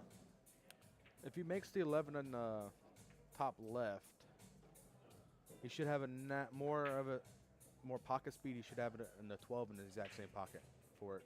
Yeah. Unless he goes for the bank, which to favor you be going in the top right for both pockets. Ray, he was specifically talking about Legends. So there's 2 new ones here in Jacksonville, and I don't want to harp on it too much here, but long story short, there's both Legends Billiards and Diamond Billiards. Diamond Billiards, if I remember correctly, was official soft opening on Monday, if I remember the post. Monday at 4. Yeah. I wish I can go, but I have league that day, so. There you go.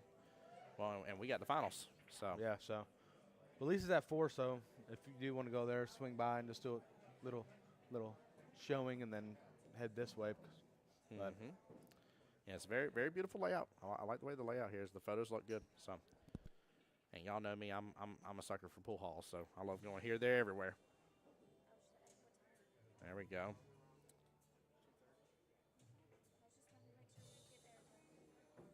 He needs to look. I don't know if that 8 goes that left-hand side. He's walking around on it, Matt, unless it's just that obvious. But I thought that 11's blocking access to the side. I think it goes up in the top left, right between them. Well, no, I'm talking about the 8 ball. Yeah, the 8 Oh, ball 8 ball top left-hand corner pocket? Okay, I see what you're talking about now. Sorry. bottom left. Yeah, he was trying to roll it more. Here's a tricky shot. It's basically, if you go for this 8, you're leaving him a shot on one of the 2 balls no matter what. Well, if you go for this 8, you may end up just making this 11 ball in the process anyways. Yeah. So, but this is a shot you go for without a doubt. You swing at this.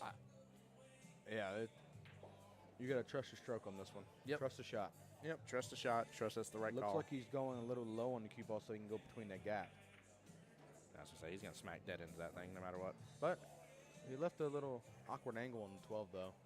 So if he shoots this in the right-hand side. Yeah, Ray, Legends is the one close to Bay Meadows, and then Diamond is the one where Old 9 ball was. Old 9 ball heaven off of University. You know the address by heart. What a Nice shot. shot. What a shot. What a leave. Perfect. Oh, my gosh. You couldn't have asked for better. Because you don't want straight. Don't get it confused, Chad. You do not want straight in on this shot. Period. Don't. I like a little angle. A little bit's better. All right, Mike with a chance to get rack number 3 here. First opportunity on the 8 form. It's a good shot. What an out. Well played. Mr. MG showing up on the stream. That was very nice. That was a good confident shot, too. Yep. He didn't, kind of short stroke it, but he fired it in. What's wild, though, is Matt on rack number 1, right, did a little too much on his last object ball and almost ended up scratching that left-hand side pocket with the Qball.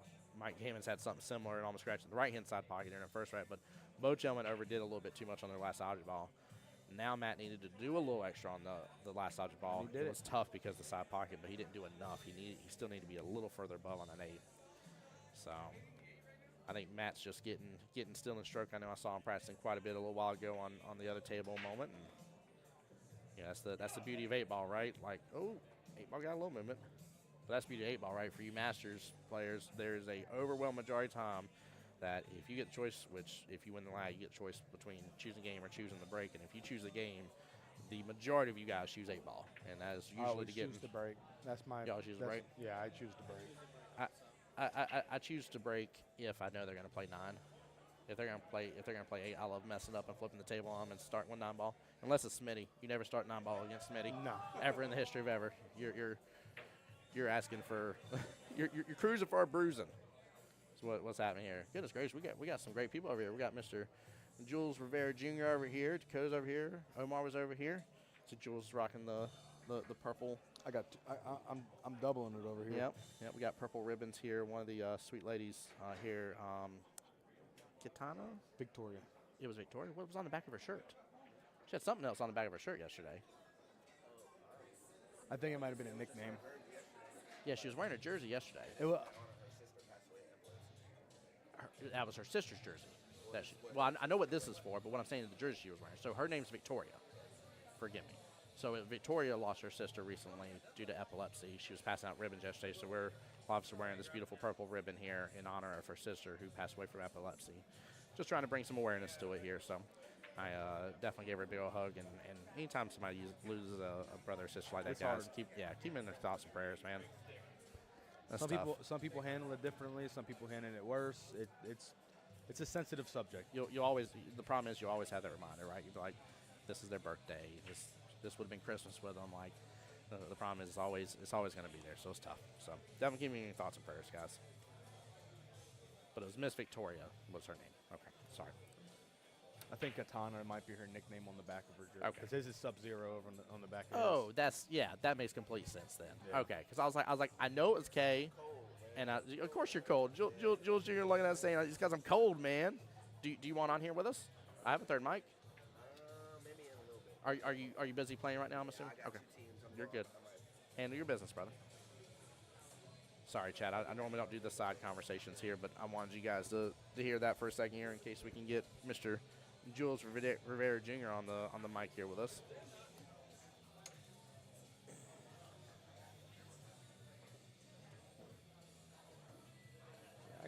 Rack look a little open on each side.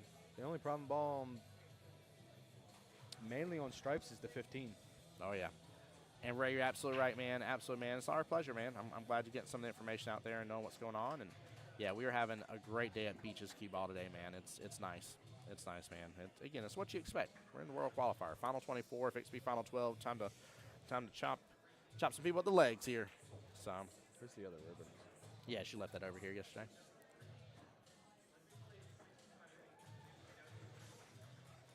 Nice shot. What a cut. Oh, Little barely. titty love. Pocket points. Oh, sorry. Pocket points. Yeah.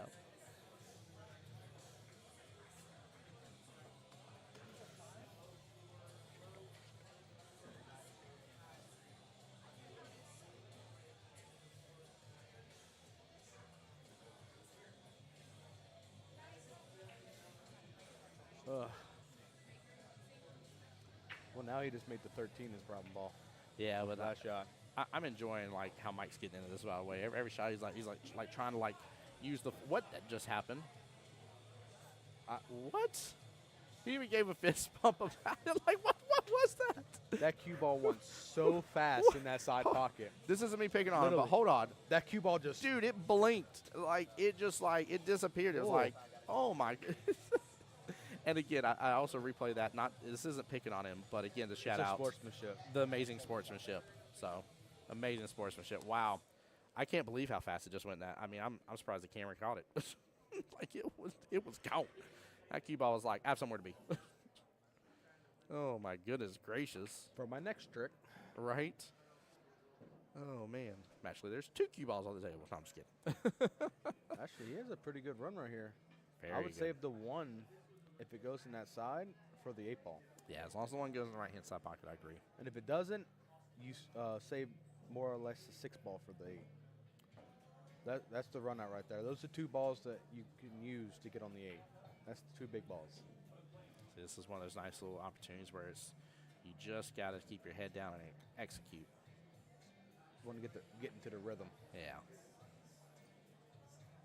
A little wobble, but he's good. Just stop it right there unless he takes. He might take the 1 ball now if it goes in that pocket, unless he has a little angle where he gets on that 6 ball. We'll find out in another couple seconds. Oh, the one goes by. Yeah. This here, you just don't want to hit into the 8 that much. Yeah. To get on. Okay, that's not bad though. He has a nice angle where he can go off 1 rail and take Pop the back up. 8 in the bottom right corner. Yeah. There you go. Right off that bottom short rail. Perfect. Get off the 14. Yeah, he's got a little breathing room. A little breathing room. Those are the 1 shots I always hate. Yeah. Over a ball. It's been good firm bridge, though. What a Good run. out. What an out. Very impressive.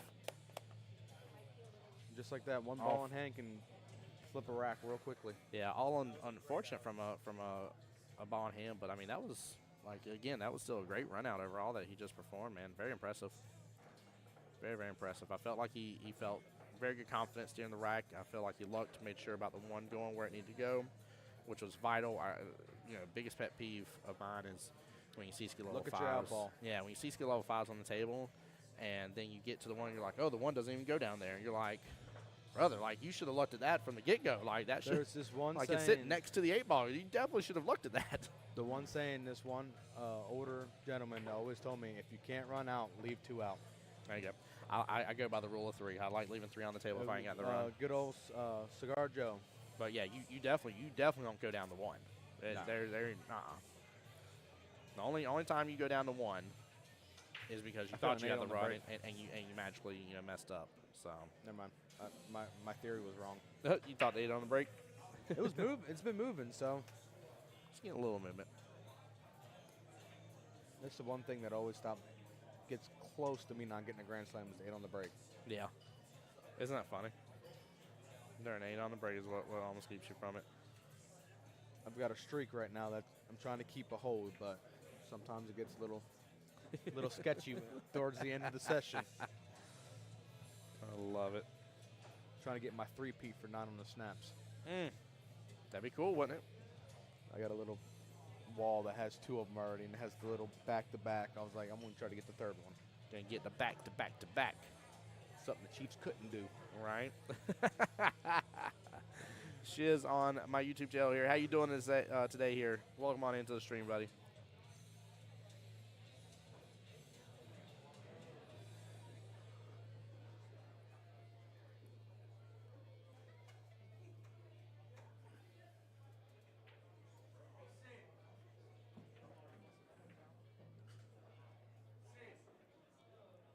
Just don't get up on. Oh. Rolled a little bit too much. Yeah, on top of the 1. Gonna have to 1 round kick this. I don't know. Okay, it wasn't frozen. Oh, gets hey. 13. No rail, no rail, no No rail. rail, but hey, he hit his ball first. Yep. Ball in hand. And look at that sportsmanship right there. Already moved the cue ball. Let him know. Actually, what ball I'll take first is that 3 ball. That's the only. Take the 3 ball in the bottom Yeah, left because there's movement for the 7 and 1. because the 5 can go off the 14 and it'll open up the pocket for the 2 ball. Well, and it's going to be tough to get a good angle on the 5 being above it anyways to try to clip it all the way down. It's just a tight angle. You're going to be close up to it to do it anyway. So, yeah. And if worse and worse, even if you wanted to that, you use the 2 to then get that angle for the 5 if you decide to go bottom left. But I agree with you. I like the 5 off the 14. And also opens up the pocket a little bit on the 8 too because you can use the 1 to get on the 8. I see what you're talking about now. I didn't think about that. Yeah. I didn't think about that, yeah. If you take the 3 out, it opens up the pocket for the 8. Plus the 14 being. Now, if you don't move the 14, it just makes the pocket bigger. So. Yeah. I don't like starting with the 7. It looks like starting with the 7. Yeah.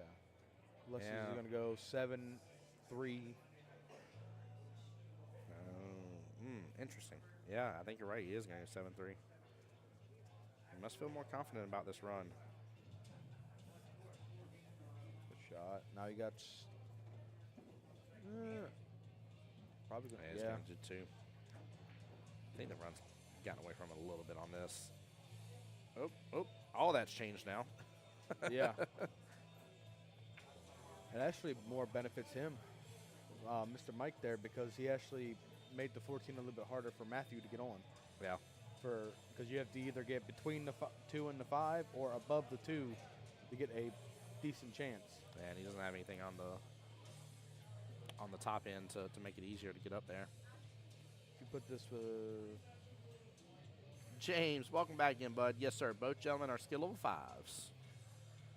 Yes, yes, indeed.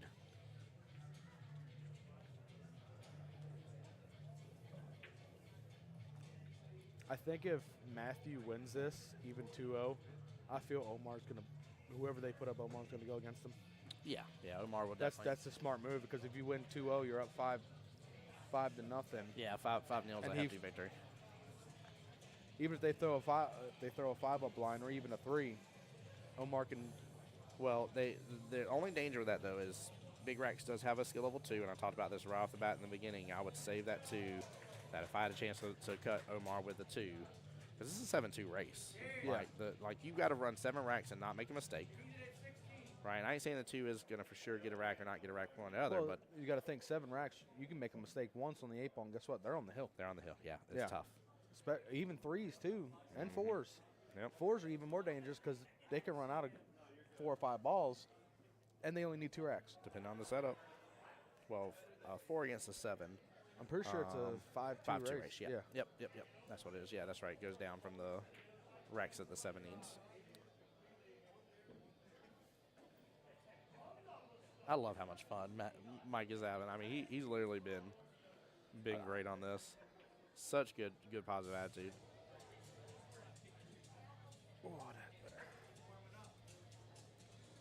Mike Moore in the house wearing his new Road to Vegas shirt. Did you get you one of the shirts yesterday? I got her long sleeve jacket. There you go. I was trying to win the lag competition, so I got it for free, but I didn't. I like the idea. I was like, hey, if I win this, guess what? I'm good. I'm golden. Smart shot. Really smart shot. He can still do the 1 rail for that 4 ball.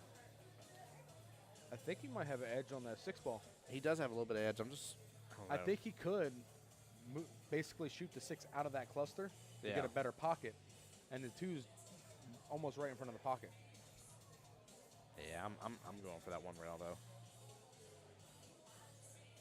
He got more of it than I thought. Yep. Oh, no. Whew. Hold on. The side pockets have magnets. Yeah, they do. I'm calling it. Hold my breath for a moment there. It happened to me Friday when I was playing Jack. It hit the right in the middle of both of the top rail diamonds and went right into the side pocket. It stopped, looked at me, and fell. That's funny. That's why I forever never want to shoot towards the side pocket with the cue ball.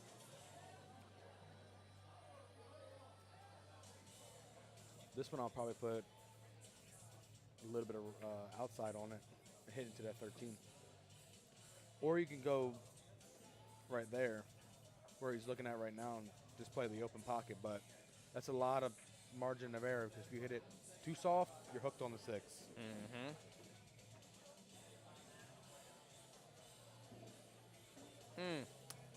I do like his artwork though on his legs though. Oh, those are nice. I was talking about his jerseys earlier. I was like, man, I'm a huge fan of patriotic jerseys, so I like their team's jerseys. One team on Friday had one that looked really cool. I think they're in for 9-ball. There you go. That's next weekend. Nope. Or is the following? Nope. Or is it in June? Bingo. In June. Bingo. So June 7th is 9-ball World June 7th? Qualifier. Yep. So it's kind of like weekend on, weekend off multiple times. So it's this weekend. Gives everybody a little break to recuperate. We get a break. End of the month, we got MVP. So 31st and the 1st. Then we got June 7th for 9-ball World Qualifier. And then the 21st starts team captains. And then that's when we have a little bit of a break in between for the Elite Cup. Elite Cup will be on the 19th and 20th of July. Are you streaming the MVP? Yes, sir. Yep, I'll be here playing for the them both. MVP. I didn't know I got both until my girlfriend said, "Hey, you're an MVP." I'm like, "Oh, cool." Yeah, if it works out the way it has been, we normally mainly focus on kind of the finals of the MVP. Yeah. So if not, it's crazy long day of streaming. So that's a nice shot. That's actually a really good run right here. I would just if he has a more straighter angle, I would just stop it right there and just take the 8 all the way in the Top top left. left corner. Yeah, I agree But with if he you. has a little angle, he can kind of slide it just a little bit. Okay, so he was more straight. He put it on the spot, too. Hey, dude, look at that. Great call. Whoever won a really fun game, Yeah. closest to the spot off a shot, it's really fun. I like that idea. That's a cool one. And it actually helps your pinpoint position play. Ooh. Long and straight. Omar's going Worst to ones. get him on that one. Give him the words of encouragement. Long and straight on the 8 ball. Sometimes most 7s can miss them too. Now, where Mike can get in trouble here is if he pots both of these. There you go. There we go. That 6 thought about it for a second now. Now here's the fun thing. You either draw it out or go around. You Go go around. around. Okay, yeah, that's probably Don't the go too best far. bet. There we go. Because if you try to go around, you can get up close on the wrong side of the 8 ball and have to try to kick it in or try to play it safe. Yep.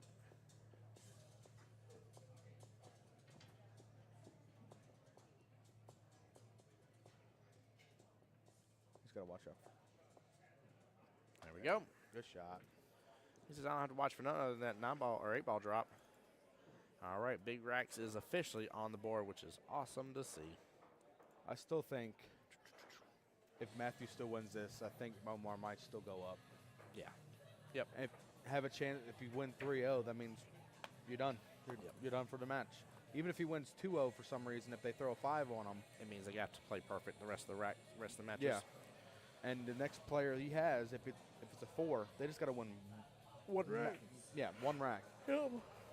And then they're golden. They're going on to the semis. I'm pretty sure. Are they the winners' side? Either way, it's still the same thing. Yeah. Yep. So right now, we're in, if you will, the quarterfinals. Okay, yeah. And so even the people in the one-loss side brackets, when they finally move over to the winner's side. So, yeah, so this is the quarters, then the semis, and then the finals. But we'll only have the quarterfinals and the semifinals today. We'll be back tomorrow, 8 p.m. Eastern, for the finals. Get all rested up. 6 Get your mind teams. right. Yep. 6 teams will enter. 3 One- teams will go to Vegas. 3 teams will go to the APA Southeast Challenge. That's where I got moved to a 7 for the first time. Was Southeast Challenge? Yeah. There you go. I think back in 2019. Okay. I remember we got moved to a 9. Yeah. I remember that was at 9-ball heaven. Then I had to play Rod Wren, so it was a. Yep. It got thrown in the shark bin real quick. Oh, dude, you were not just in the deep in the ocean. You were in that what is that? Something trench or whatever. Marina Trench. Yeah. You were in there. You were like, Hey, I kept up with them. I went out swinging. yeah. You were like, there's no bottom. There's this has an infinite drop. This does not stop. That's how I walked into that match. I was like, you know what? I might not beat them, but I'm going to give my dangest a try. Oh yeah.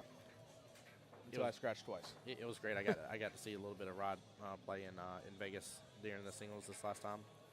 That was fun to see. He made it to the final room. So That year, he did beat me. He made it all the way to the finals. yep. So I'll take it. Yeah. If you got to lose to the person, you They dang almost well better. They almost Yeah. go and win it. Yeah. I'm good. We should make a Scotch doubles team. Oh my Lanta. Tons of fun. That would be a great name, by the way, for it too. That would be hilarious. Wow. He might be at the tournament we're going to in July. It's a super doubles. Me and Mikey's playing in it. Very cool.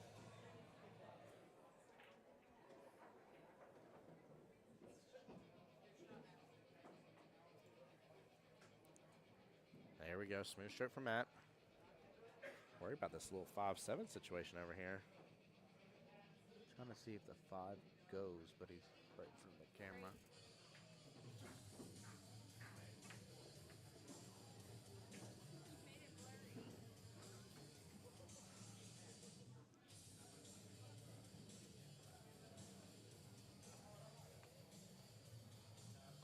Well, he got the 5 ball out of there, but it looked like he hit just the 5 ball. He didn't hit the 7 first, too, so. Have a block over here. Spare one, but I got a USB port. Can you charge? Yeah. Wait, is USB-C? I don't have that. Yep. Yours doesn't charge via USB-C? Huh? Is yours Lightning or what is? Yeah, you have the older iPhone. iPhone. Yeah. Yeah.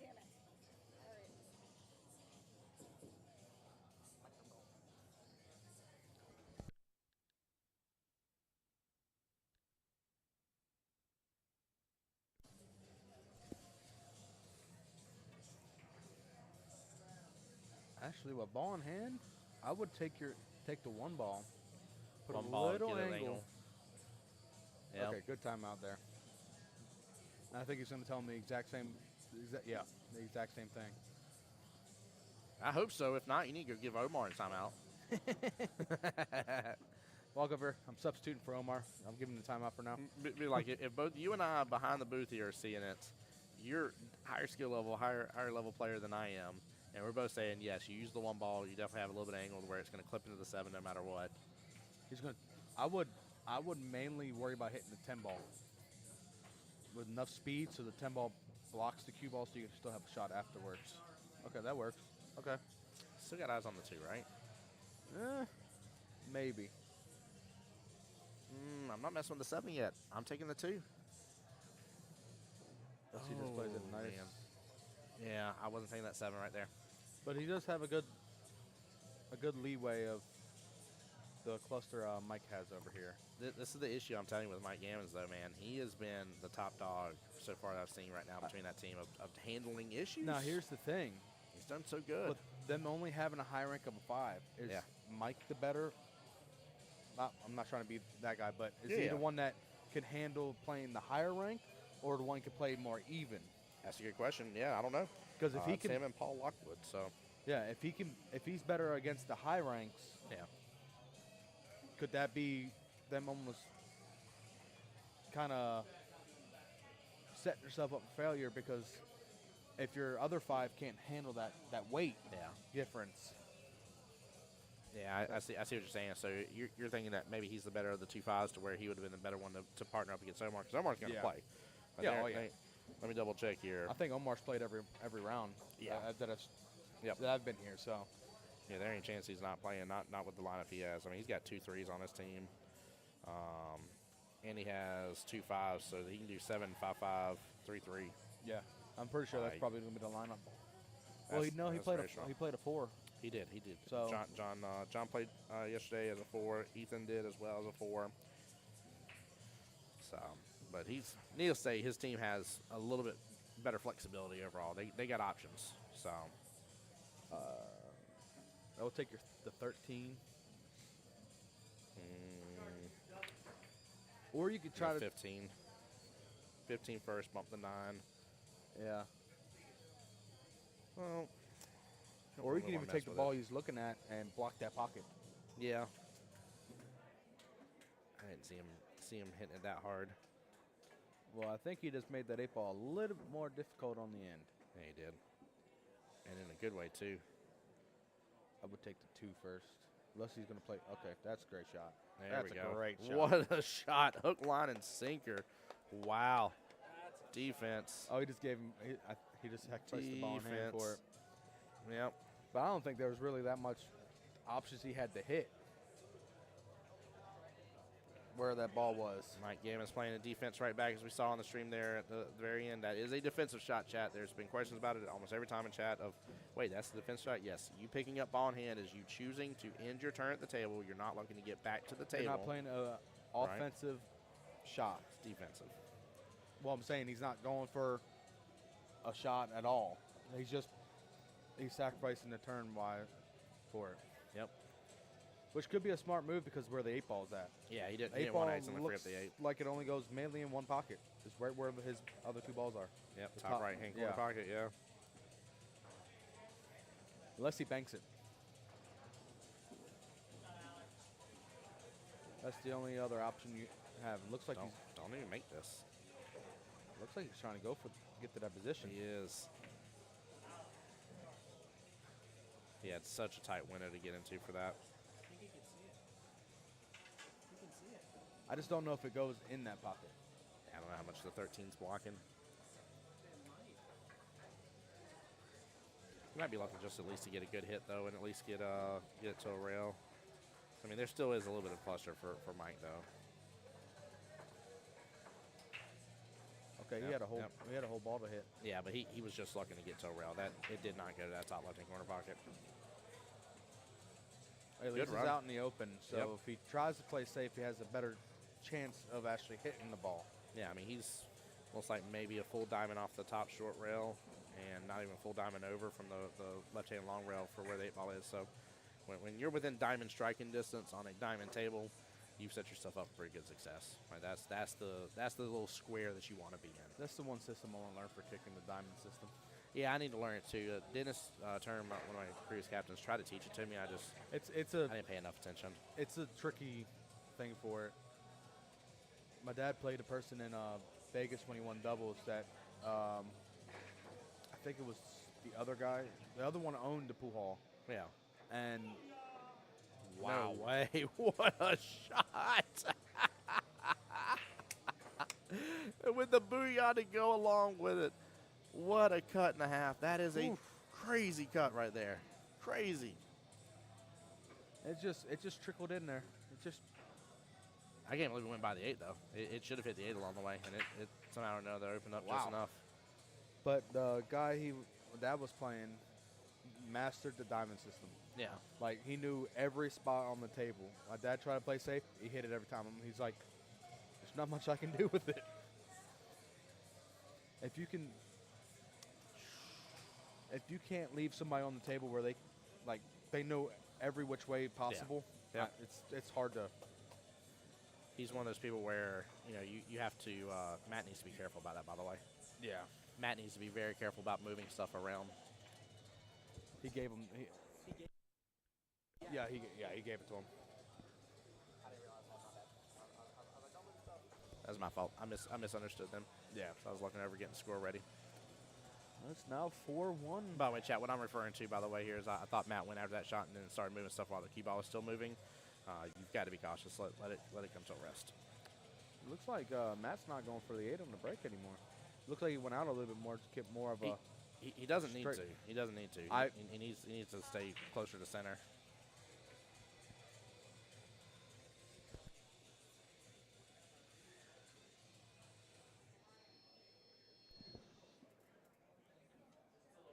So nothing on the table dropped.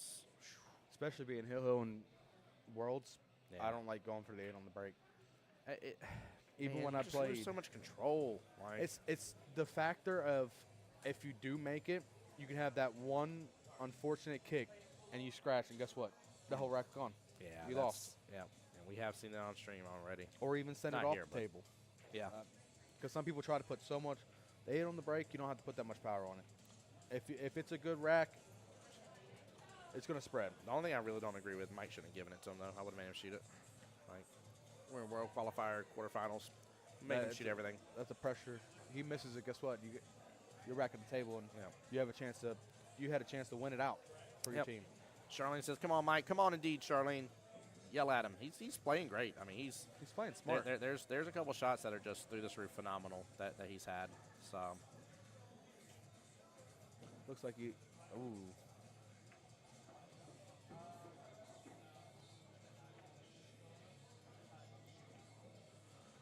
Throw that back a little bit. Oh, or a decent amount.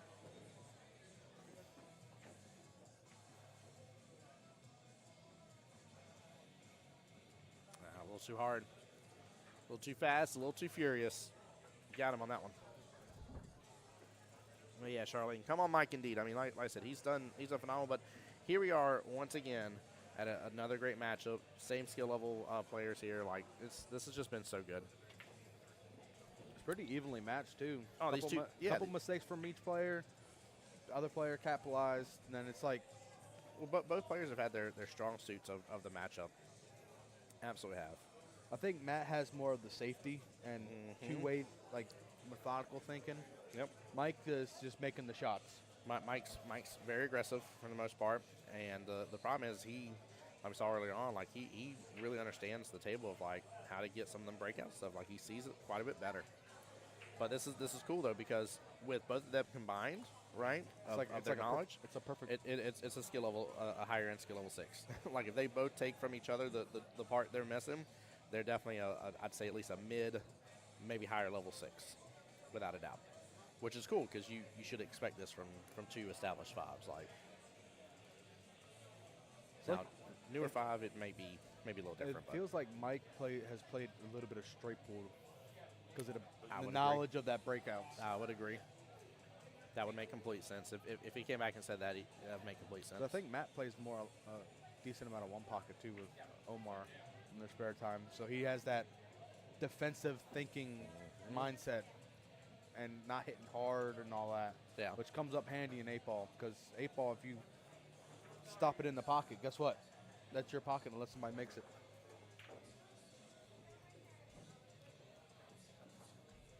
You like that leave? You got to go out that door. She went out that door.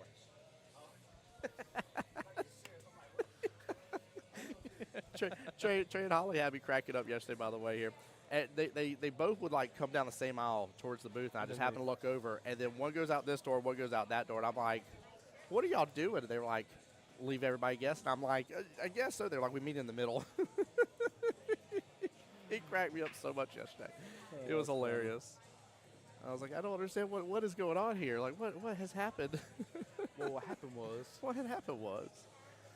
This is what I'm talking about, guys. This is the fun of World Qualifier. Like, everybody's having a good time, man. there was a person yesterday saying, "Oh, they're nervous when they have to play next." I'm like, "Don't be nervous. Yeah. Just have fun and play." Yep. The person who's shooting better is gonna. If you're both shooting good, and you end up still losing, what's to be mad at? Like, Yeah.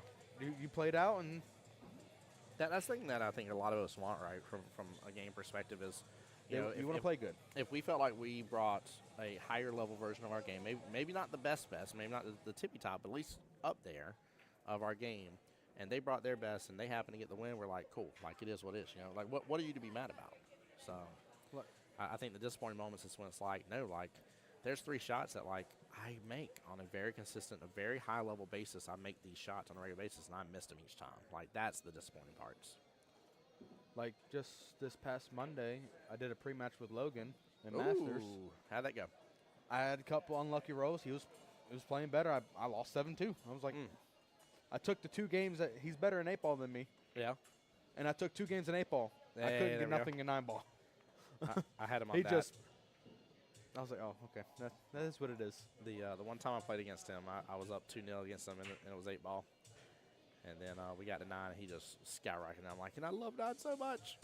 A couple scratches, just I shot the 7-ball and came all the way down table and scratched. I was like, Aw. nah, it's Bah humbug. yeah, it is what it is. Can't win them all. If we won them all, we wouldn't be in the. You'd be on the scene with all the pros, Right. traveling the world, seeing all the things.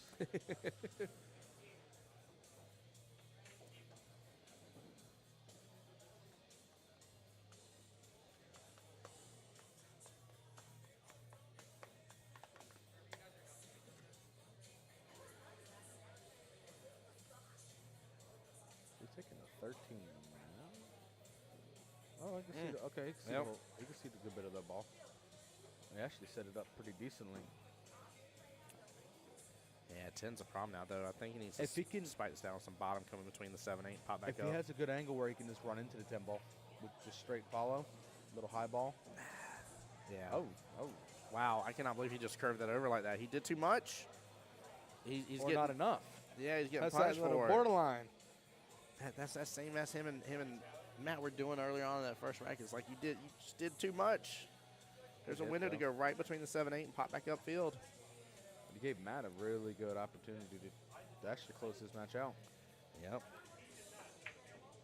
Especially if he can roll up on this, get to the right hand side of that one if he's got the angle that I'm seeing. Oh no, roll it up, bud. Oh yeah, I don't. Unless yeah, he no, I takes have the angle. Unless he takes the 2 to get on the 1.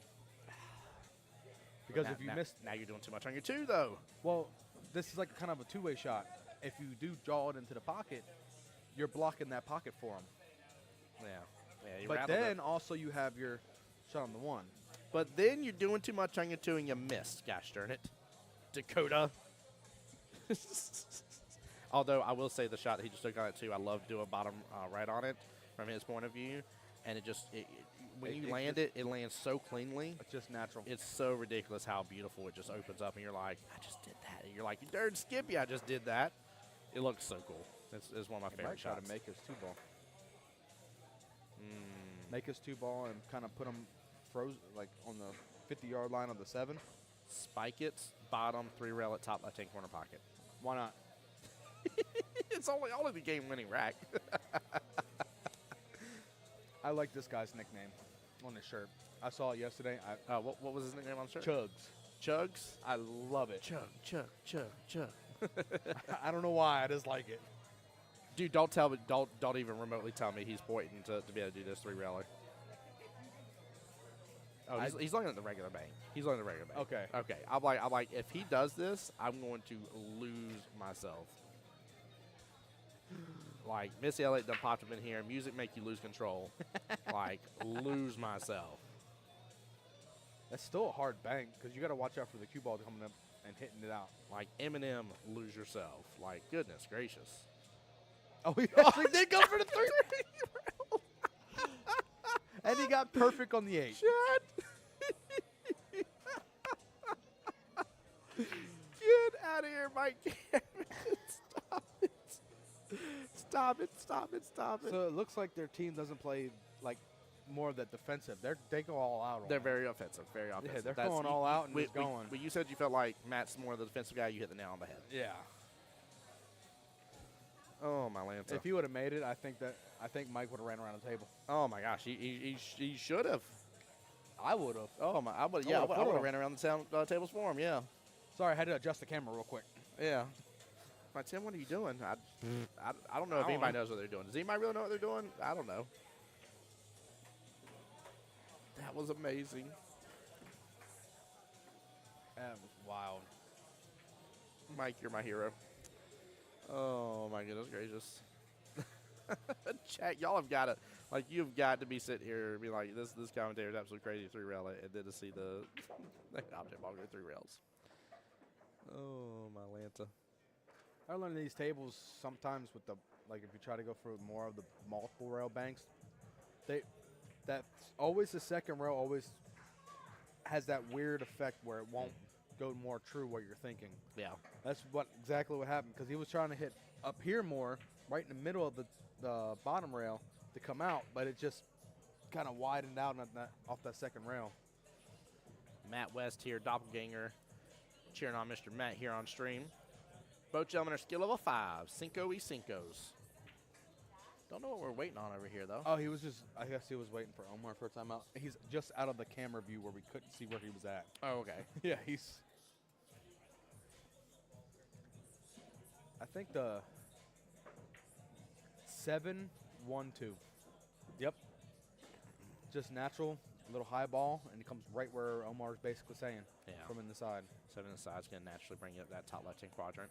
I'll go a little higher on the cue ball, though. Just a little bit.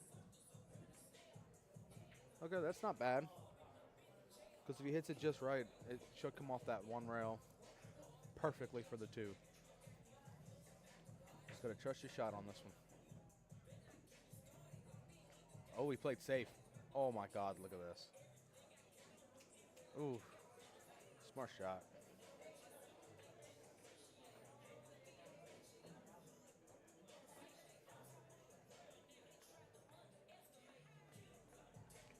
Known Matt since high school, hoping big, pockets too big, would do good today. There we go. Like that, Hey. Matt West. Good old childhood buddies. Yep.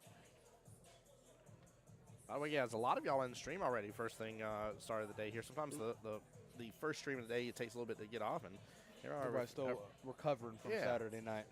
over 50 of y'all already in stream here. Let's go. Great showing today. Thank y'all. I want to see where they got their jerseys at.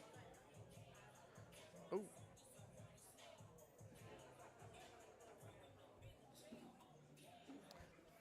First time it's got hit. That's why I taped it.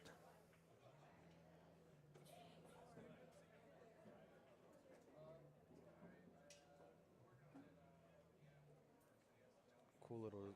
Oh, he tried to go all out on that ball. Now here's a weird thing. Do you go 2-1 or the 1 then the 2? Because they both have about the same result-wise for position on the 8. No, you're good right where you at, bud.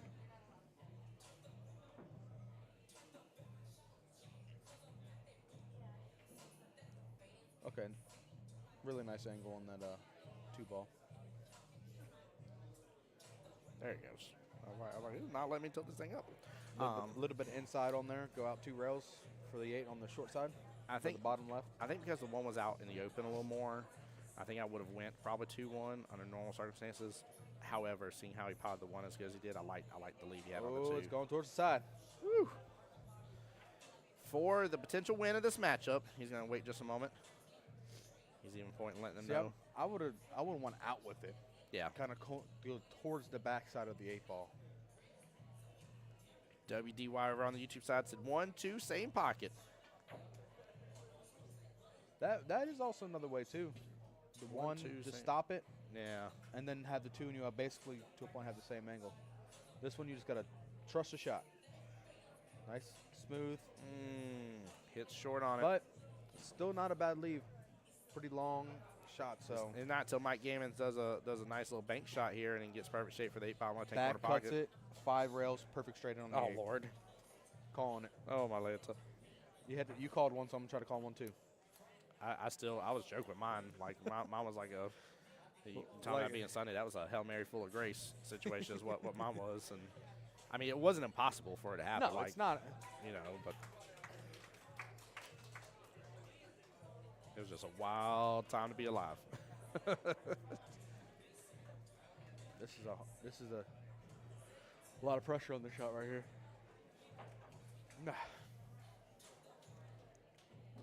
I could tell you why he missed it by a little bit. No? Right when he got down, he had an open bridge. Yeah. Oh, a did he closed change bridge? And he changed it to a open bridge I right at have the that last habit. second. I have that habit too. I did. I burned it through my memory. If I change anything on the shot, just stand back up. Yep. Or if somebody, if I'm in this situation right here, if somebody walks by in the shot, just stand up. No, don't use bottom. Don't roll forward. Roll forward. I think he was mainly using. Wow. That was, Yeah, you still roll forward on that though. You leave Mike a tougher shot, which the 8 got in the way. Hey, I said the back cut. It's going. Hill is where the nerves come in. There was no reason for him to out of it and roll forward on it. No, the reason why he did is to keep it on this side. It's a two-way shot. Two-way would have been better if the ball's a little further left. And I agree. Yeah. But it's still on this side of the table. I'm calling back cut 5 rail straight in the 8 ball on the side. Oh no, he went for the bank. Yeah, he loves the banks. Overhit him? Yeah. Yep. Uh-oh. It didn't go in play.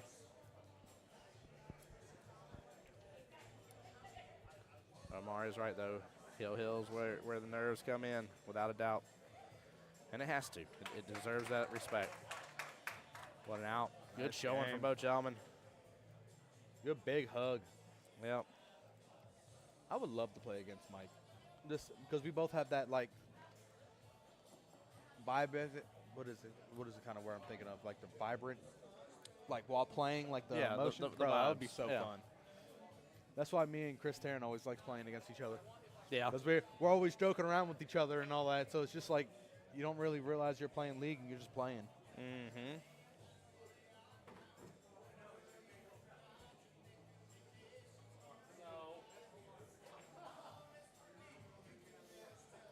You can't say that. It's all on stream that you won. That was a nice match indeed. It was very, very well played. Very well played. Again, both gentlemen having their strong suits within the rack overall. And again, if they learn from each other on both ends, they're going to be dangerous sixes, without a doubt. Without a doubt. I think Omar's getting ready to play. I'd be surprised if he isn't, just to be honest with you, but I'm waiting to see for sure. Yep, Omar definitely is. Smart move. It is the move. This is the coveted. This is either you play what would this be? The 4th match after this one. Mm-hmm. You play where your player only needs 1, or you don't even play the 4th match and you win in 3. That's the True. And the wild thing is we're still an hour and 44 minutes away from sudden death. They have not. these are held teams back, I yeah. really like too. Yeah. Both shoot decently quick, where it's just in and out. Yep. Another good person I like playing is Mike Crosby. Me and him, Ah, me yeah, and him, yeah. me and him are quick. So We were playing one Friday. I think we got to the 6th rack in a matter of 15-ish minutes. There you go. It was just, I missed, he ran out. He missed, I ran out. It was just back and forth.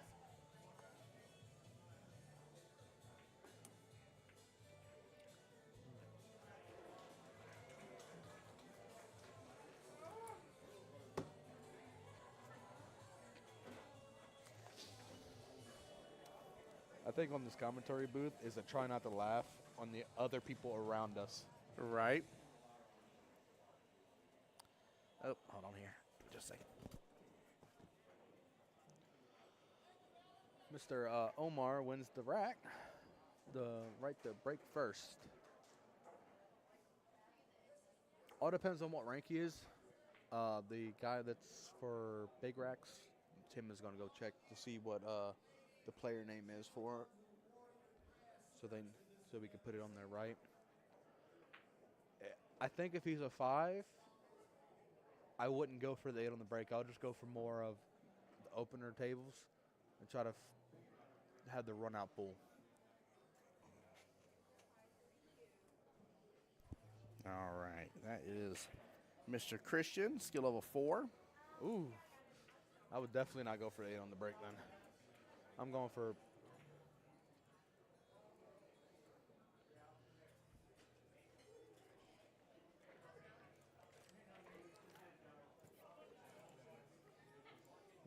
His name over here.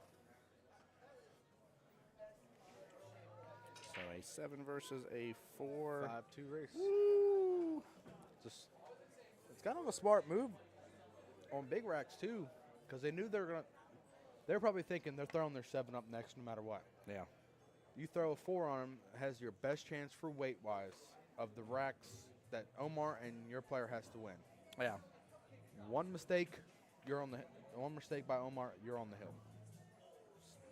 And they can run a couple balls and then play safe. That's even better.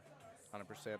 Hey, Courtney, welcome in here. No, there are not different lines for different tables unless the individual players have went live themselves. I've seen some people with their phones out doing their own individual matches. But in terms of the streaming and commentary here and with our wonderful portable setup here, we focus primarily on one table at a time.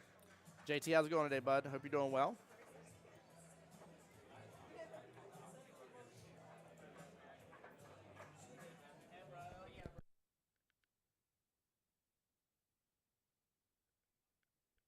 It's like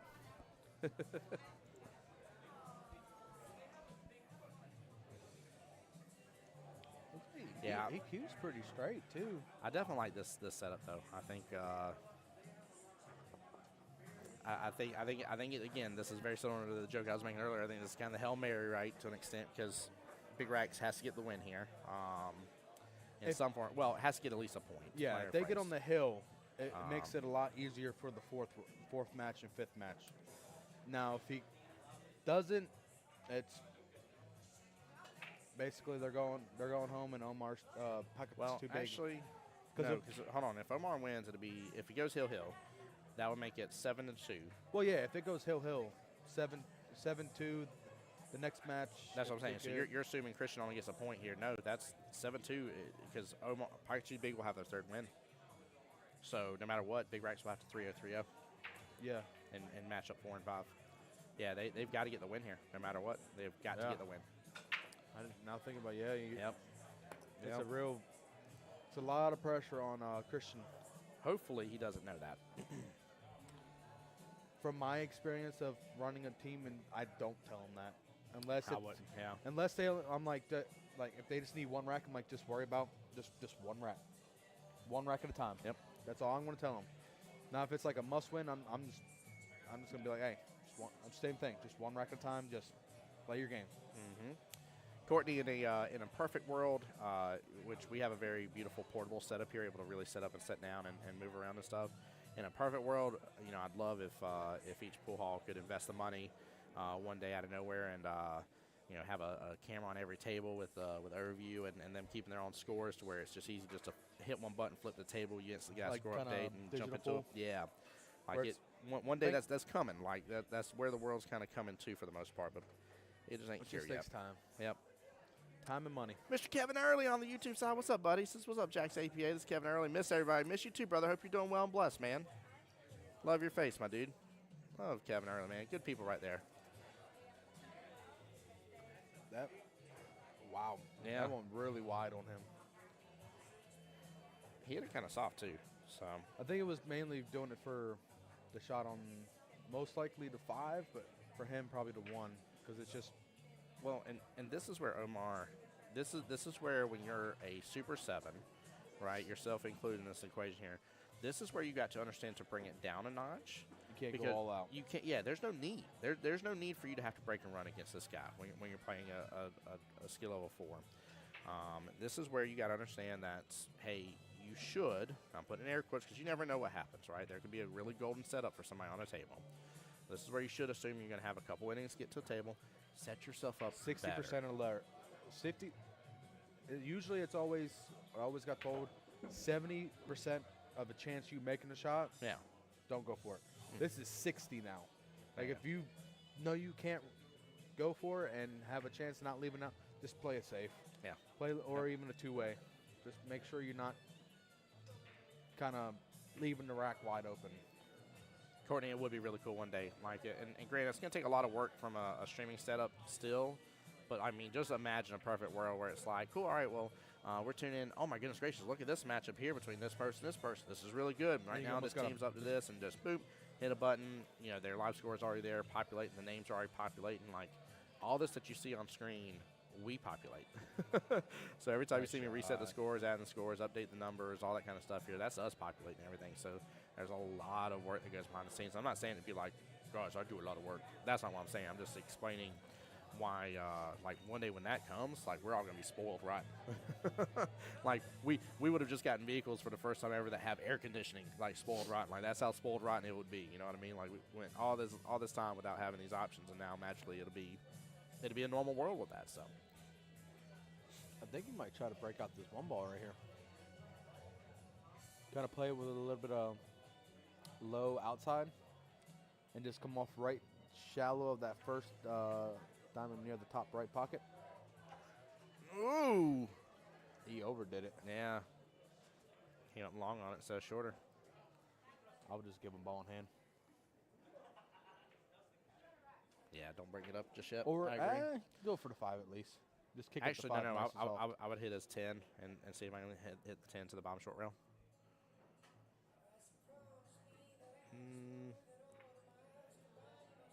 I don't know. Was that a hit after the bottom rail? I think it hit it thin and then came off and then hit it again. But Okay, yeah, that, yeah. But that's that's a smart shot. Don't break out the 11. And you don't give him ball in hand too, where he has a. Courtney, it talking 10? about the cameras here, saying that makes sense. This is one of my first few tune-ins to 8-ball. Well, I'm glad you're here, my dear. See right here, I would actually take the 12 first. 12's better, yeah. 10's so nice and close to that side pocket. Well, the 10's the breakout for the 11. I don't think he's gonna see Well, no, or well, look no, as he's- much for the breakout. Yeah. But here, if it was me, I'm calling a timeout and telling him to play that 11 out. Yep. Well, off the top short rail on it, right? Yeah. Like 1 rail kick into it, so that way the Qball stays with 11. No, he's gonna play it soft and just play a little. But I think he might have gave him the 1 ball. He might have. But that's still a long, straighter shot. Nope. Where if he does miss it in the pocket, it's leaving him 2 balls wide open. So it's a big shot for Omar. There we go. What a Drills shot. Drills it on home. Nice Wow. shot. Very little Good snaps confidence. and claps. Yeah, that was. I was worried too. Talked about Chad earlier about so many of the double hits and being just so close to balls and stuff. I get so concerned, but you hit that with such a good angle and speed. Very impressive. That's the knowledge of coming in. Yep. Ooh. Sorry, 8-ball don't go there no more. But that's not actually a bad result to it, though. Nope. Because the 8 ball's blocked now for that pocket. Yeah, that's what I'm saying. 8-ball don't go there no more. Like, I would take that 11 all day. First. That's no, smart. no. Because if you take the 11 you're naturally gonna get on the 12 because he hits actually pretty soft. He's not he don't have that really hard hit, so he can actually get a decent angle on that 12 to come out. So use the 12 here to pop into the 8. Yeah, I would use the 12 as the ball to get because you can only get on the 8 on one side. No, I'm not talking about getting on the 8. I'm talking about using the 12 right now and a little bit of outside English here to pop into the 8. That's what I'm saying. Like, Yeah. he needs to pop that 8 close to that side pocket. Or he plays it really soft and plays the bank. Could go for the bank, yeah. So he actually hits pretty. Ooh. He's got maybe a better angle now to do what I was talking about. As long as it doesn't hit too It's a- hard, he needs it's it a- open. It's a big shot right here. This is He needs to the cue ball needs to hit bottom into that 8. He needs to hit right where the 8 is on the 8 ball. He missed Ooh. it. good He try missed though. it. Yep. Great sportsmanship. Very good job. Man, that's a bummer. That's a bummer. He's doing good holding up against Omar. Yeah, getting down to one ball left Yep. before the 8. Now Omar does, even though some people say they don't have pressure, Omar has a little bit of pressure because he's spotting them 3 games Yeah. right off the rip. Yeah, and Omar automatically being team captain and stuff, how much he cares and everything, he's going to have pressure regardless.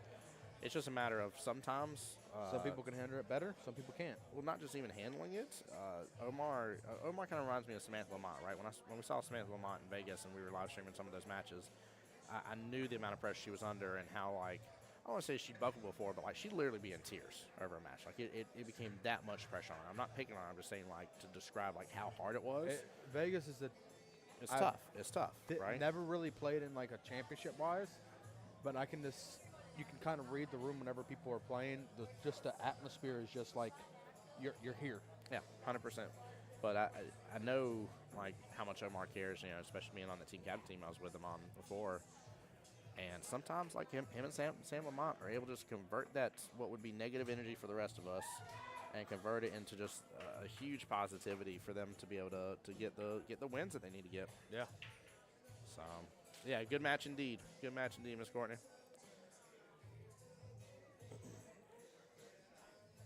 Well, Omar's got the first one out the way, which is a big plus. So best case scenario, if Big Rax gets the win here, best they can do is only get up to 3 out of the 5 points here against Pockets Too Big.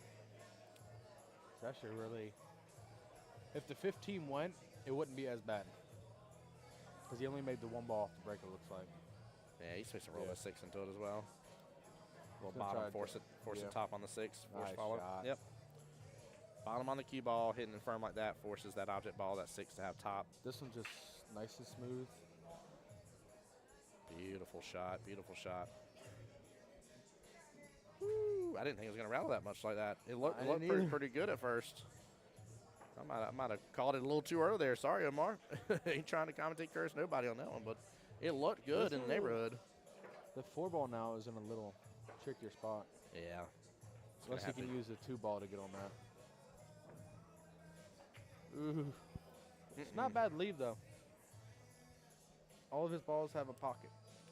That's Well, a good thing. With the 4, though, 4 is going to have to do like rail 10 corner. It's just going to have a little nudge. I don't think there's a full opening for it to go by. All depends on where he gets left with the cue ball. If he gets the ball in hand, he's going to take the 4 first. Most likely. That charger.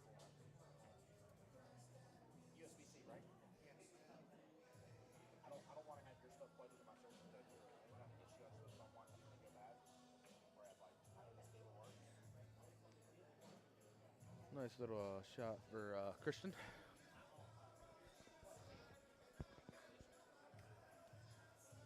Yeah. You could definitely tell the Christian is definitely feeling a good bit of the pressure because I don't know how he actually plays, but he's just really thinking about every shot. Just make sure he's making the right shot and everything. It's just everything's just nice and smooth for it. What a leave. What a snuckering up on that 2 ball here. Omar can still work with the 5 some, but that was smart. It's just Yeah, I do agree with you. I think he is being he has over methodical, maybe. But I think it deserves it, though, right? yeah he got a tough match on his hands right here. Yes, he Omar has does. no If Omar's on, sometimes he might not even let you get to the table. There's right now in this room, there's about 5 people that I can think of that can take Omar on right this very second without a doubt in my mind. I'm one of those 5. I just had to say, I want to set up for that. You guys, by the way, Dakota, the whole time sitting there nodding head, he's like, yeah. He's like, wait a minute, he's thinking through it. I'm like, he has no clue. I'm fixing to just throw this out there and total mess with him for a second here. I'm just joking. I don't know who all's in the room can take Omar on, but you're not wrong though. Omar, regardless of me making a joke, in all seriousness for a second here, I mean, look at that. Literally, he's fixed to switch which hands he was shooting with. Like, and he can do it too. Like, he can definitely switch from left to right.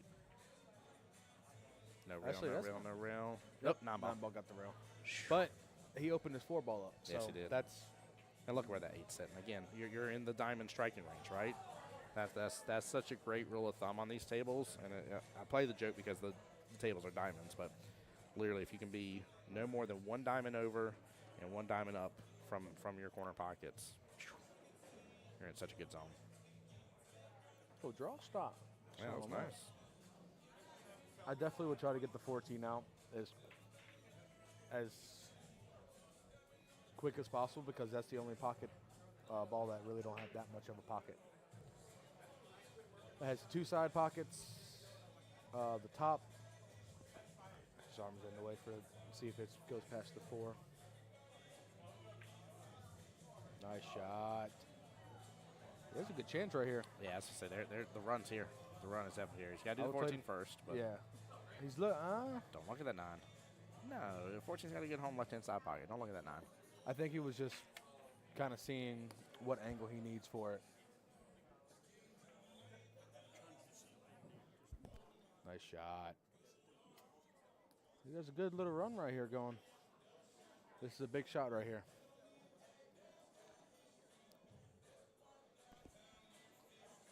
He does have a little pause before he shoots, though.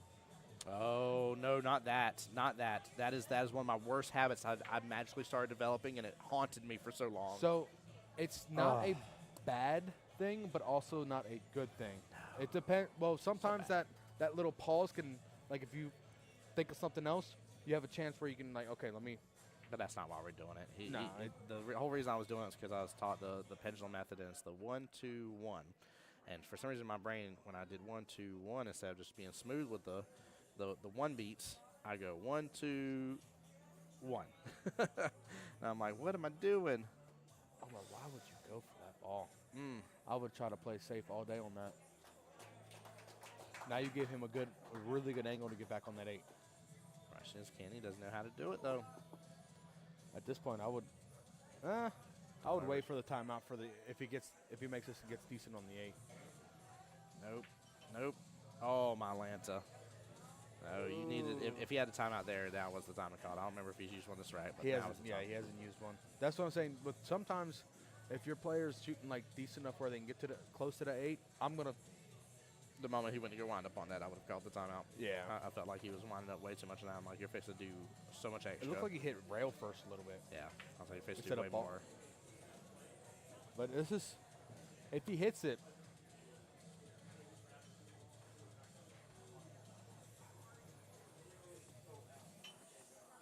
But the biggest thing right here, that's a very big gap to go right between both of them going to the pocket. And he's jacking up a little bit on it.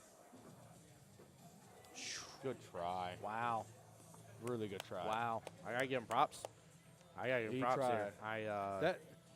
That Look how close. that kick shot is sometimes one of the scariest ones because they have the gap. And you hit it just a little bit wrong, you're going straight into that corner pocket. Yeah. Looks like Look you at might have this. hit. You need to hit a little higher on that Yeah. right hand rail. He was crazy close. Good try, Christian. That was impressive. Perfect. Same speed and everything, just a little bit higher. Yep. There we go. 2-0 there, And Omar. I agree with you 100% here. Without a doubt, man. Definitely surprised there was no timeouts. Definitely should have been so. Not even.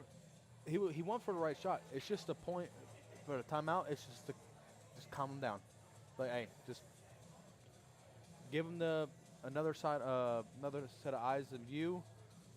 Now, if you both have the same thing, you can coach him through exactly where you need to hit, or even give him another option to play it. But I would have definitely called one there.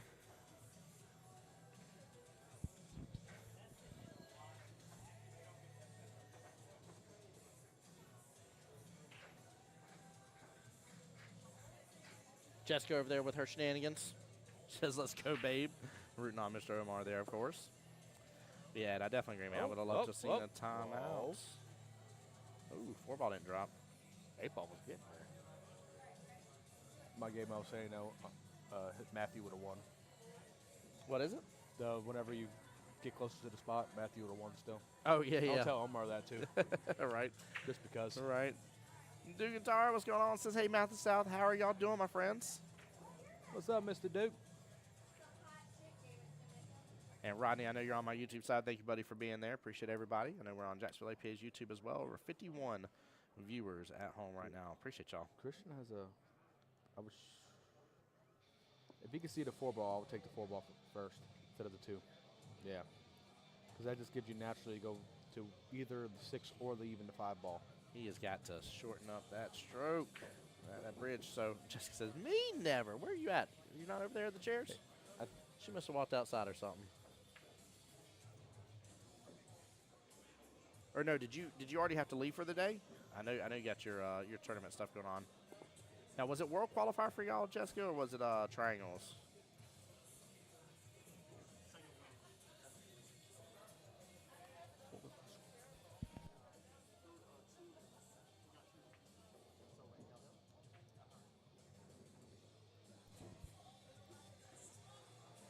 That's right. Finals back home at 5:30. That's what it was. Okay. But was it y'all's tri-cup? Yeah, it's tri-cups. Okay.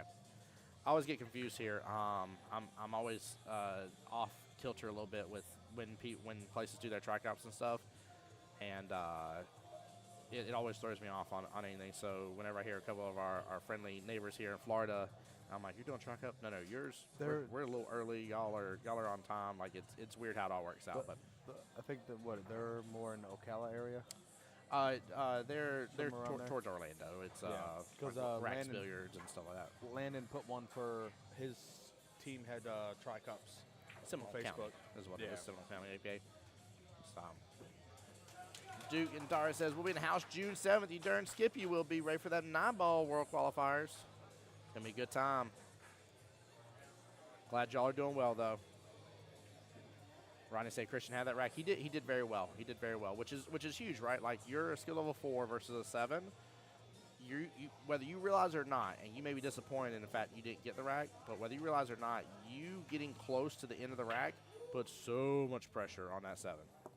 Yes, I can vouch for experience. There we go. Let's see here. Rodney said we had tri-cups 8-ball last weekend, and the team qualified. Now the team needs to win for Vegas. Let's go, Rodney. Congrats, brother. Big congrats. Love that. Chat again. I appreciate each and every single one of y'all. Seriously. Oh, what a little masse on over. A little curve there. He said, Playing a little matrix. dude, let's just say how Christensen's playing, I'm pretty sure he can get a pretty decent run guard here. Because he's not really hitting the ball hard. Just nice and smooth. Pocket speed can win him a rack. I agree with you 100% on that. I think it's a wise call on your part. I agree 100%. 6-ball first. 6-ball Right there, first. I would have stood back up. Yep. A quick little look back up.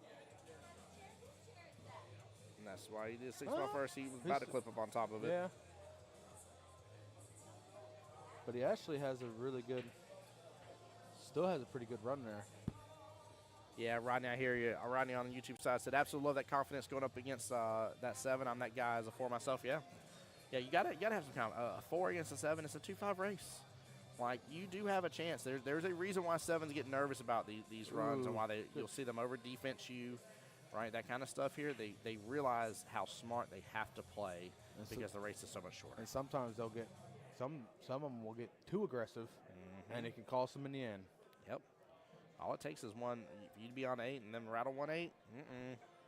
Uh-oh. And some of them still go for the 8 on the break. Yep. I refuse to if I'm giving up that much weight. Yeah. That's too much. Too much risk. Oh, he's trying to bump that 11 down. He meant to get a hold of it. He's still got the bank. Yeah, he got bank in left-hand side pocket. He can hold control. Nah, I'd Cut it all the way down. bank it. Oh, just playing smart. Yeah. Leaving Qball bottom half of the table. I like that. See, if I was in this situation, I'm putting them behind the 8 ball. Play the one more close to the left-hand side and make Omar kick at it. Because if he goes for that, the 6-ball, there's a lot of margin for a shot for Omar. Yeah. Or even play safe where you don't have the best shot also on top of that. Unless he plays this one, then safe on the one. Well, looks like he's got an angle here. He can use a little bottom kick over, get that one bottom left-hand corner pocket, take the 8. If he doesn't get an angle for the side pocket to make it easier, he can take the 8 top left. I mean, he's got a great run potential here. A little bottom here. Fling that cue ball on over. I think he's just going for the make, just pocket, just make He's sure. using bottom. Is he Yeah. using bottom? Oh, he slow rolled it. But it's not a bad lead, though. Nope. Long, has a little angle on it, too, for it. Omar jumped to that table. Woo! Now here's the shot that I don't like in these situations. It's this shot right here. You make it, and you put any other English, you're going in the other side pocket. Mm-hmm. You almost got to put a little lower on the cue ball. Just a stun shot so it goes straight to that rail, or you try to throw it in with a little bit inside. I have to say, I like a little inside on this one. Guarantee that cue ball kicks over. But that's also could be the reason why I don't like it too, because when you're trying to throw it with that much inside to stop the scratch, Yeah. that can happen right there. Well, the inside helps too if you do the inside, because when we're talking inside, by the way, guys, from his point of view here, he's putting left English on it, right? So that way when it hits the rail, the cue ball is going to come back out kind of down to the right a little bit. I like this shot, playing safe behind the Safe. Play it smart. Oh, he hits a full. Huh? Yeah. It's on that short rail, so it's still a pretty decent shot for Omar's part. These are easily missable when you try to shoot on them. Yeah, but Omar can just play it to thin it and leave the cue ball on the right-hand side again. And get it closer to the pocket this time. Oh, it needs to roll. That's It what needs I'm- to roll. But There's a chance at a bad romance. that one, if you play for that one, you have to play the bank for this, because at this point, this is do or die for Christian. There's not really I'm not playing for the bank. I'm bringing that cue ball right back underneath that one. Taking the one top left. yeah. Yeah. Oh, yeah. Well, I'm saying because he has to use the bridge. Sometimes the bridge you can't Oh, get that. yeah. You can't get the. Yeah, steeper angle than what I would like. Yeah, he's going to be above the one now. You're right. He's going to have to play for the bank. I thought he could have gotten a little closer here to it, but. If he banks this, I'm gonna scream. If he banks this, he's going to If he scream. cuts it, I'm definitely gonna scream. I'm walking out this building. 8-foot tables, Rodney. 8-foot diamonds. He needed to go a little bit higher for the side pocket. He has to go cross corner. It's a lot easier of the banks. Yeah, top right-hand corner pocket. Oh wow, he played it Playing safe. defense. No. Oh. He's playing the smart shots. It's just I love the idea. the mindset is there. Yeah.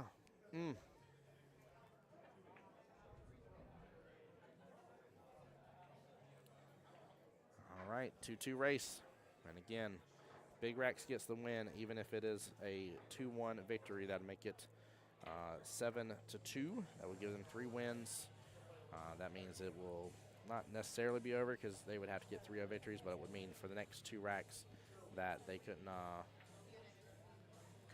lose a single rack. So if Omar gets the win, 2-0 victory, and it's 7-1, it's over. So Dale Woods in the house. What's up, bud? Rodney's right. Rodney on the YouTube side today. Execution almost there. You can set it on the tablecloth if you want. Sorry. Sit on tablecloth. That's easy. You worry about it falling, brother. I'd rather not. Like, as long as it's on tablecloth, that's what it is. Yes, sir. Omar checking the rack, just make sure everything's tight because you thought the first rack was pressure for Omar. He's actually going for the 8 on the break. I don't like that play. His other break's been working. It's been spreading a decent rack. But now you're taking the opportunity where if you scratch and you make the 8, guess what? Yeah, you gave the game up. They're on the hill. But One of each? Yeah. But he actually didn't hit it as hard as most people, so I think he was just mainly going for the ball. pocketing the balls. I'm taking stripes. Going to start on this 15 ball. Going to try to The hold for only the thing- 14 to the 11. Pull down on the 11 here. Go for that 12 left-hand side pocket. The 9's going to help him with the 12. He could basically bump the 12 if yeah, worst into case the 9, scenario. yeah. Yep. Unless he plays the 12, then the 9, and then the 10, then the 8.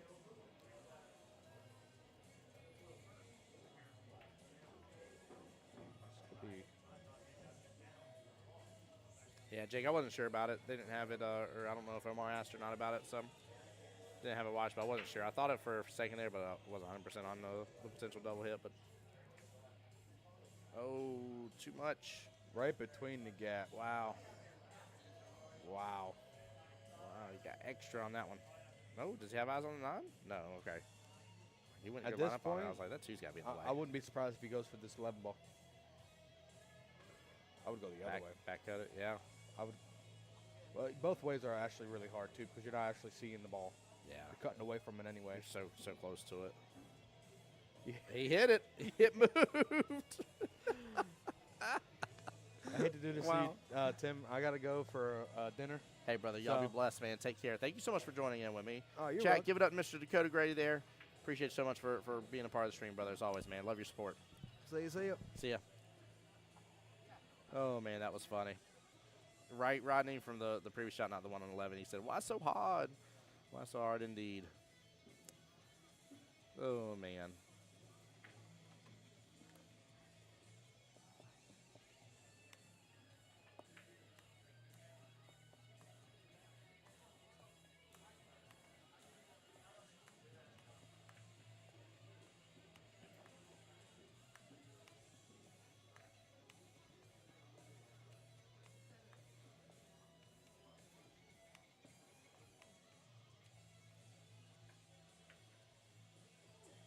Good try from Christian here. Got to hold his head up here still. He's taking on this situation very well.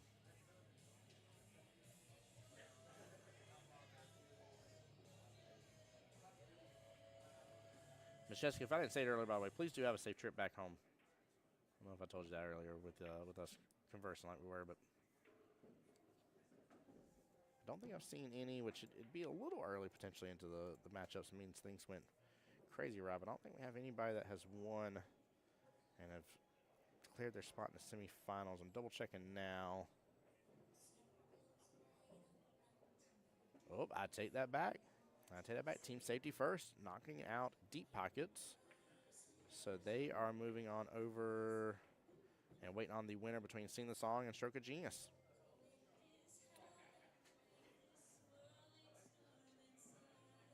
Yeah, Jessica, absolutely. It's always good seeing you. Send my love to everybody back over there in Seminole County, please.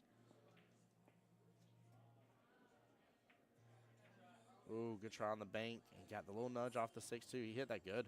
Hit it really good. This is where if Christian can execute a couple defensive shots, may potentially get a ball in hand from Omar. It's going to be tough. 11's kind of out center of the top half of the table. A little run potential here. Does that 4 go by? It did. It had just enough room. Nicely done.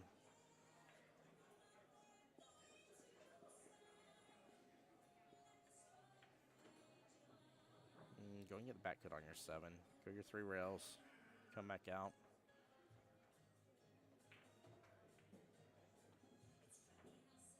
There you go.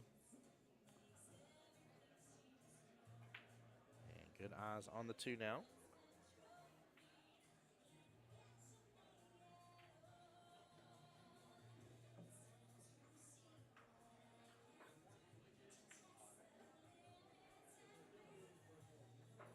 Get a little, man. Fortunate little side nudge into the 6. Had he hit it had the 6 hit top side and moved down just a little bit, he'd been better positioning. But it's the only issue with going with this run here. He's down to 2 balls left and has a huge opportunity here to potentially leave something open for Omar, which he's trying not to do. He's doing his best really against Omar. Went for the bank. Almost got the love off the bank too. Wow. What an attempt. Man. Man. Wow.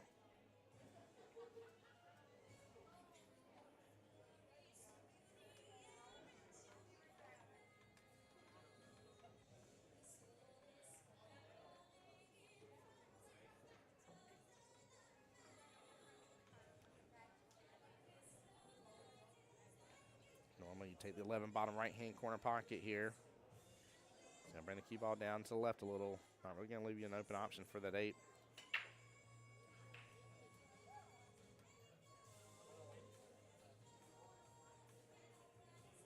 It's like Matt here on the scene. Gordon, that was a great attempt on that. 100% was. 100% was.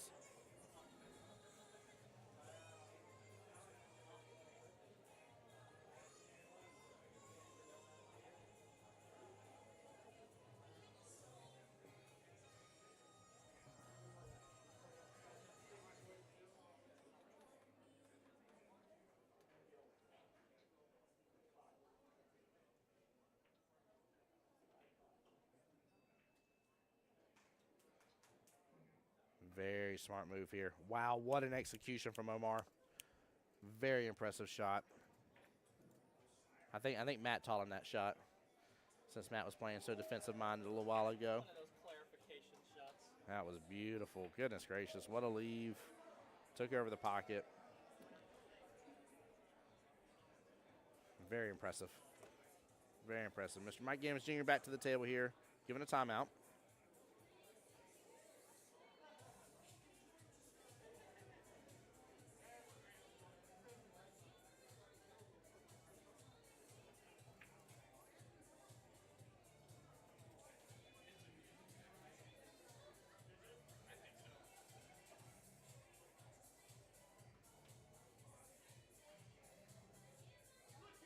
Hey, TJ, how you doing, bud? Yes, sir. Christian Angels is currently playing against the OG Strokers. Both teams still on the winner's side, but no matter what here, it's to that point in the day where, goodness gracious. Wow, he made that. But it's in that time of the day where, you know, it doesn't matter whether you're on the winner's side or one-loss side. It is, you're out at this point if you lose because of it being modified single.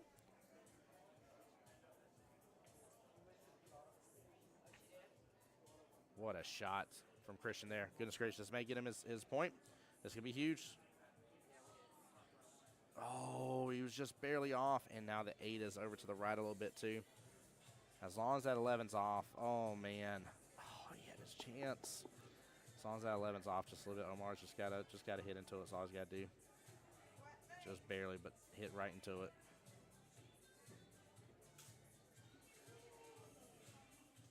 He missed it. He missed it. Ball in hand. Ball in hand. Christian's got to get this. Big points here. Big points. This will guarantee no matter what that the best case scenario for pockets too big, it can be 7-2 here in the overall team score. It means that we will have a match 4. And we do on our hands.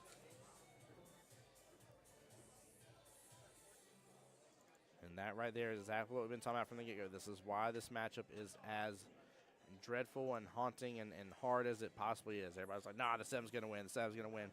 One simple mistake. Wasn't a big one. One simple one. Just haunted him right there.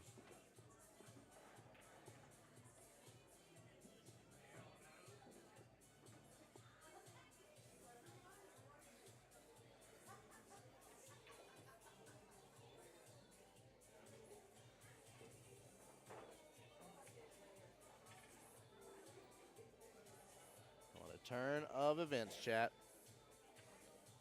I see Mr. Brett Garson is done come up in the building now. Mr. Q-Tech himself.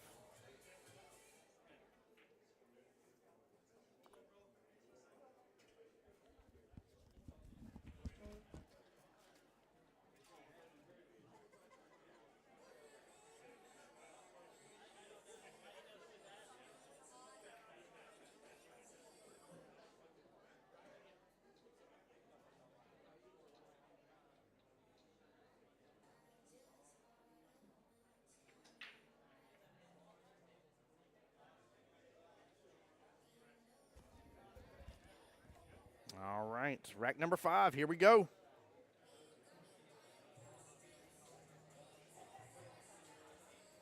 Yeah, what a shot, right? What a shot.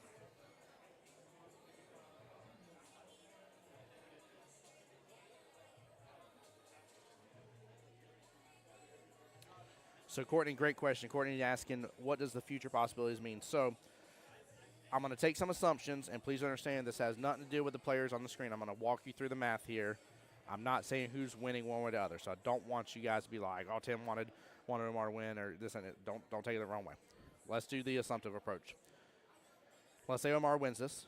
Pockets Too Big will be up 7-2 overall. That means Pockets Too Big will have 3 wins, so no longer Big Racks cannot just tie. Big Racks has to win overall in the points. There's 2 matchups left, 3 points possible in each matchups. Big Racks would have to 3-0 and 3-0. Let's flip the math. Let's say Christian wins right here. Let's say Omar doesn't get to the hill. Christian wins. There is 1 more team point to be had, which would bring Big Racks 3-5.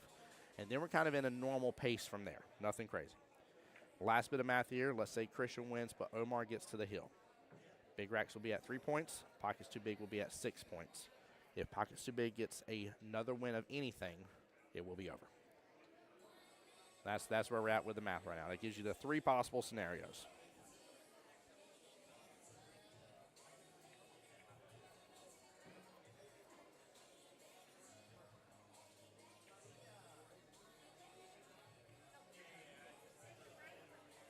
So right now, Christian bare minimal has made it to where they'll see a matchup number 4 and or 5 potentially, obviously depending on how 4 goes. But right now he's working on making things a little easier because even if you have a match of 4 and 5, you've got to think if you have to win 3-0, 3-0, that is a flawless victory. So no matter who is thrown, if Pockets Too Big wins a singular rack, not even a point, right? We ain't even talking about them get to the hill. If they win 1 singular rack, it is over. So that is the tough pickings right now. Christian's at bare minimum at least open that door as a possibility. And nothing's impossible until it's over. However, Christian needs to get this win against Omar. And realistically, if he gets this win right now off of this rack against Omar, then this will be massive and really bring this completely around. So it's tough, though. It's tough, man. Like we talked about here, it took Omar making 1 simple mistake for it to happen. Christian, though, almost had that 8 ball on his own, though, regardless of the mistake from Omar. Christian did almost have that 8 ball, so I do not want to take away from him in that way that he can't win a rack simply because he's against Omar. That's not the case. It's just it is extremely tough.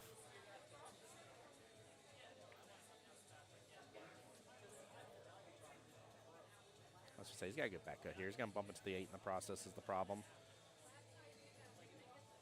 Qball's popping back up. 8 ball needs to slow down.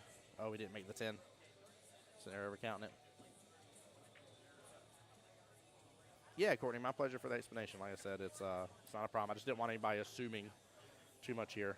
I know I've been on the team with Omar, like I said, for team captains at this very location. Got to go to Vegas with them, right?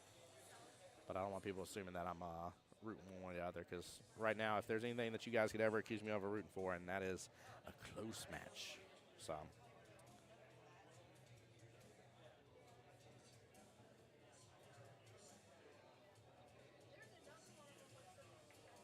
I did give Big Racks their 1 point for making it to the hill.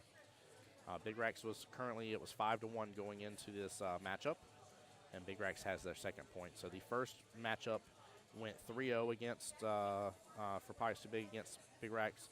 The second matchup went hill-hill with Mike and Matt that we saw on stream. That gave Big Racks their first team point. Gave Pockets Too Big 2 more additional team points, making it 1-5 going in matchup number 3. And now Christian has had his 1 team point that he has earned, and he has won 1 rack out of his 2 necessary.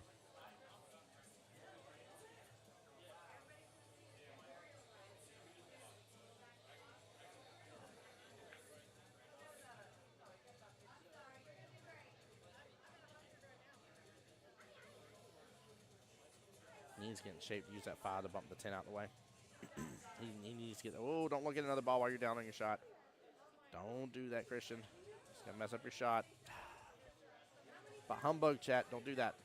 When you're down on your shot, keep your eyes on your shot. And Rodney, you were great on the YouTube side, sir. Thank you for looking out because I made the silly mistake today where I had the names flip-flopped. the wrong name under the wrong teams. Good shot here from Omar. Normal execution should put it hill to hill.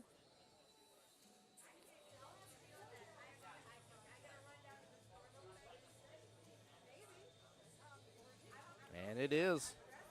Team pocket's too big, up to their 6th team point.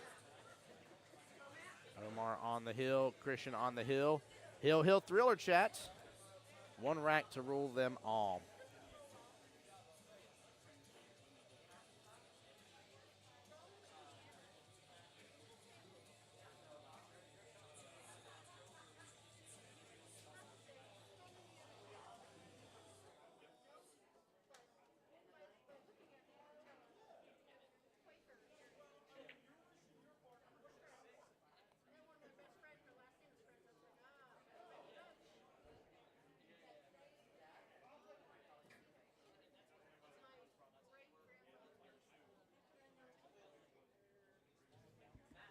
There we go. Good handshake for the Hill thriller.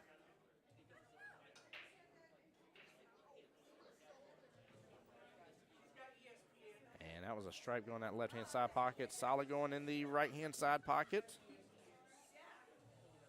Yep, one of each. He'll be open to what he wants. Stripes looking good. Worried about the 12 ball grouped up on top of the 4. Yeah, he can start off with a good run, though. I wonder if there's a way for him to use from the 9 to the 14.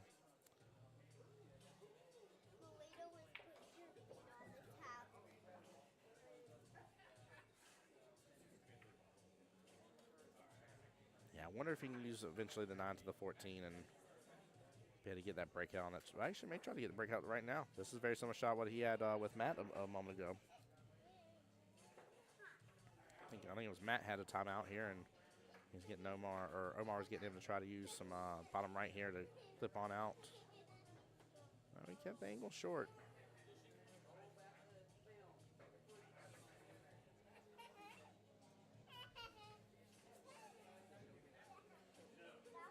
Come back down. He's going to get a little nudge into it. Oh, they're closer now. Oh, unfortunate. Very unfortunate. Yeah, Rodney, great question. Sun Death is in play for the World Qualifiers. However, we are far away from it still. 3:45 with a 12 o'clock start time, 3 hours, 45 minutes of Sun Death. So we are still an hour away from Sun Death, which is odd enough. Yesterday we seem to be running into it left and right on matches 4 and 5. And here we are today, at least on these, that we're booking a little bit faster today. One good. There's been a couple extra minutes of time between throws that's happened, but for the most part, overall, everything's been running pretty smoothly here. And there has been a couple teams I've seen turn in the score sheets already, too. Let me do a refresher on the bracket and double check so I don't leave you guys out of the dark here. I did talk about safety first, getting the win. Looks like AM or PM got the win against Herding Cats. Diamond Cutters got the win against Chalk It Up. There we go. Any others? Safety first moved over. Oh, Sharon gone. Sharon got the win against Still Waiting For It. So, yeah, we actually got a few of the matches already done. Wow. Really, really good. And then keep in mind, too, once this matchup is done, guys, we will end stream here. And then once we come back here, should be around 5 p.m. Now, again, that's all depending on this round ending on time and, us being able to get all the score sheets and stuff out. Keep in mind there, everything gets inputs, skill level review, all that kind of stuff happens in between every round of play here, just like it does at the national level, same concept. So, Omar with good sportsmanship there, calling the foul. Tapping the cue ball on over, showing that's ball in hand. Christian with a great chance here with ball in hand. Opting to go with the 6 here. I don't mind that because the 3 is kind of the quote-unquote trouble ball, if you will. So I don't mind that at all in the least bit, but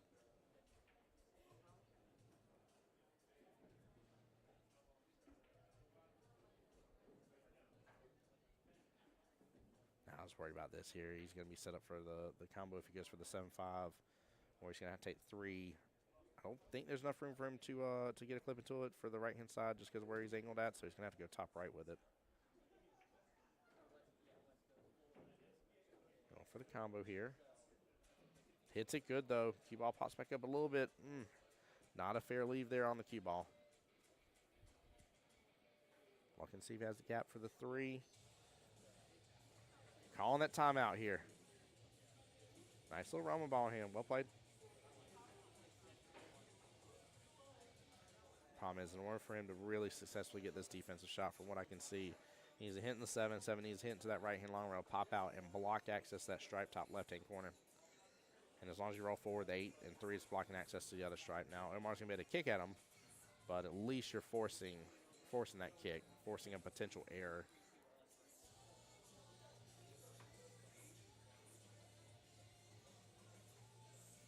He had just, if that cue ball was a little bit tiny up, he could potentially go for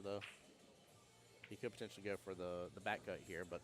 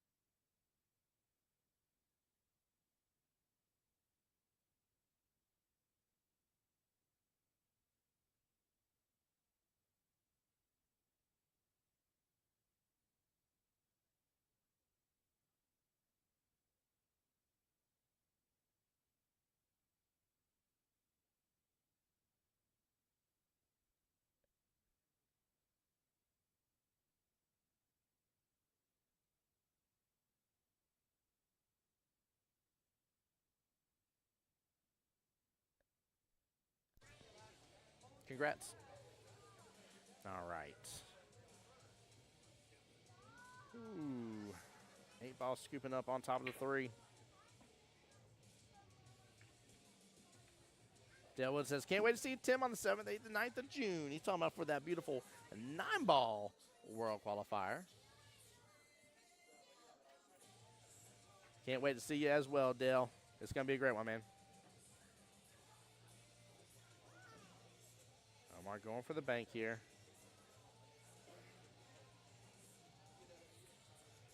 Keep in mind, this is the rack for the win. This is an important one. Omar lanes the bank. No-go, rattles it. Uh-oh, SpaghettiOs. If Christian wins this here, we're kind of back into like a normal flow of matchup here, in which their throw, Big Rax's throw here, will be a imperative one. Very imperative throw. Christian just needs to execute here. Qball's going to pop off the rail, pop on over. Oh, he misses it just by a little bit. And Omar will have a normal shot in 8.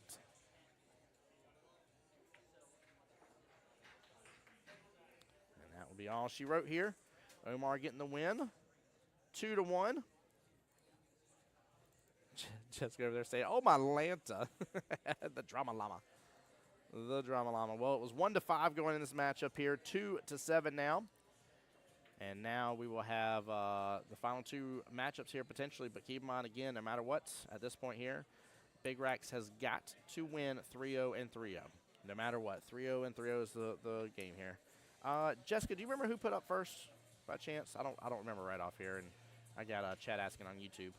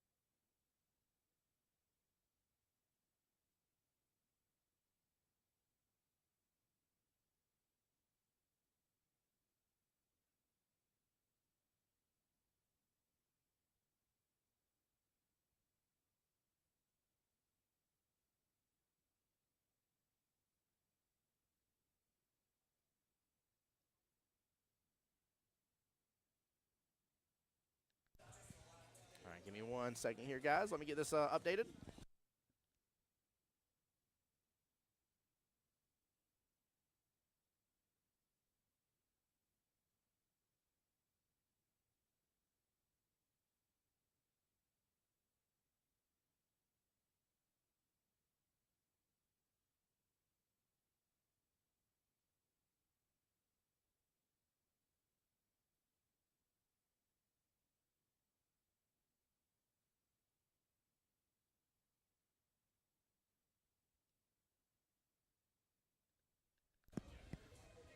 All right, let me get this updated here. Give me 1 moment.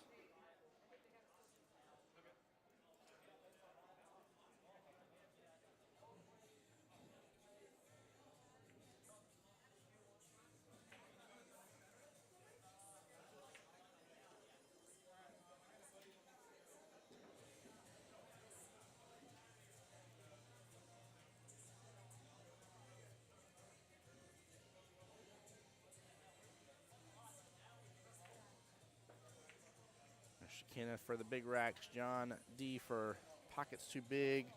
We'll check here both skill level 4s. That is correct.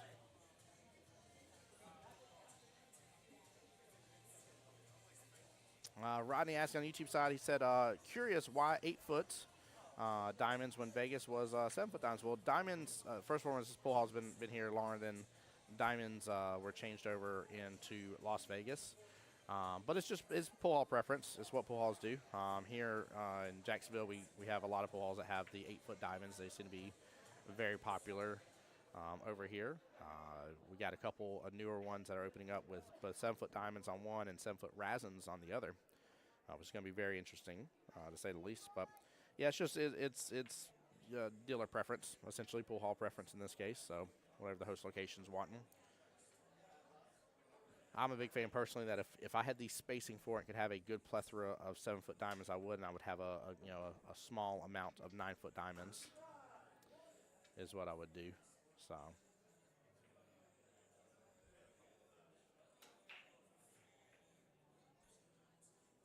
All right, keep in mind again, it may be a 3-3 race.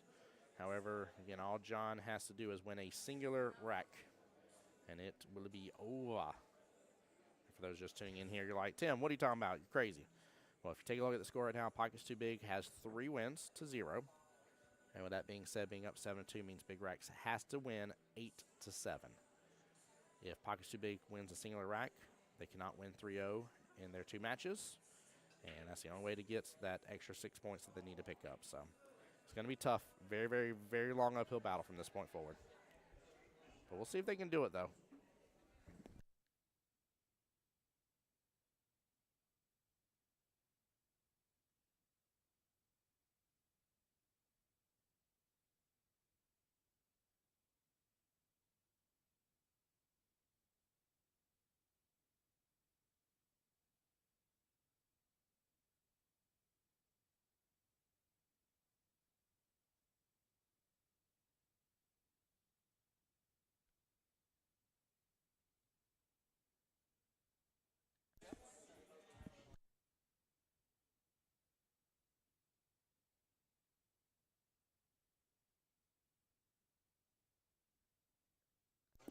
All right, just getting a quick confirmation from Omar here, trying to make sure that I had it right just in case here. But yes, the score is correct, and the situation is correct as well here, where it is no matter what, if Pockets Too Big wins a singular rack, that will be game, set, match. So Big Racks has got to play flawless victories here. Now, we've seen crazy things happen before, so again, this isn't something that's just right off the bat.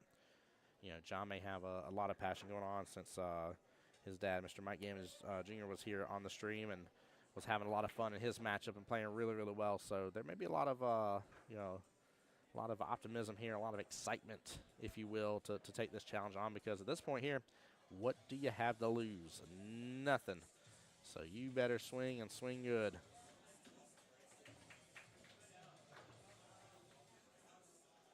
There we go. Good little start there to the run.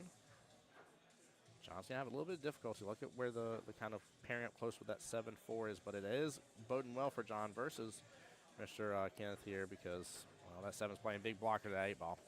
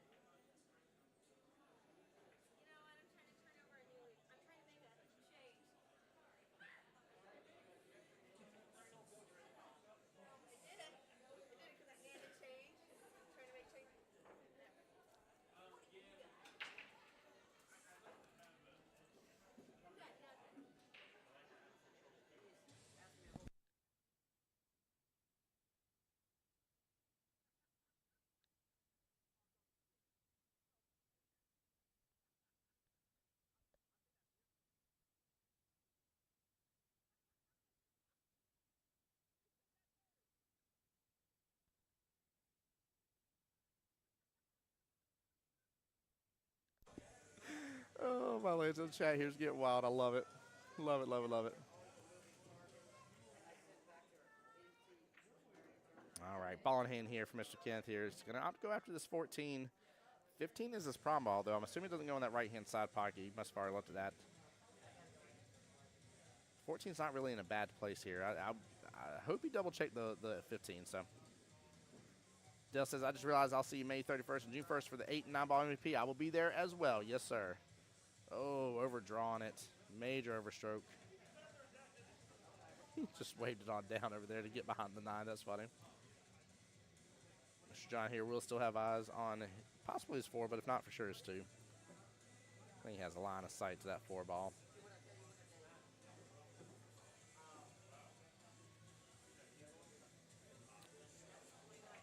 Waiting for table next to him here.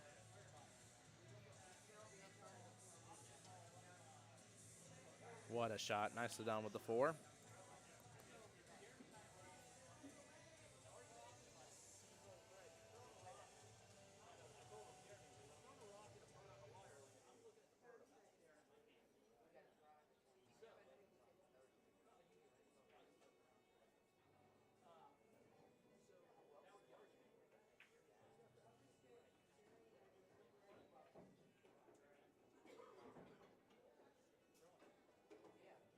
That may not be a bad lead. That 14 is going to sit just a little bit off that top left-hand short or long rail. That ain't bad at all. Both of them, I mean, you still got the 8-7 pairing. You got this other solid stripe pairing right next to it. 5 and 15. Still major issues on the table for these two guys.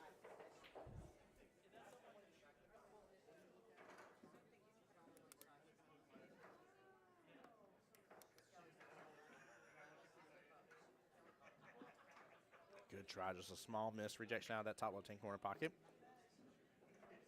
And had fairly good speed, a good little setup for the 9 after. 14 ball, of course, being the problem. May end up seeing him try to bank it, unless he tried for the 14. Obviously, if he would have made a 12, tried for the 14 next, which that may work out well for Kenneth here.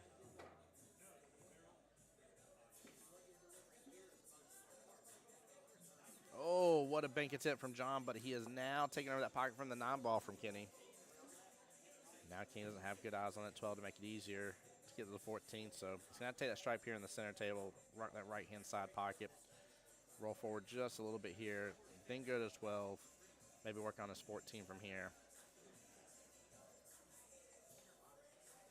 I don't mind a 9 if he gets a better angle, though, to where he can come across and still have good eyes on the 14, but I think if he comes with a 12, use just a hair of inside on this little left. Oh. That's unfortunate. Scratch there, right-hand side pocket.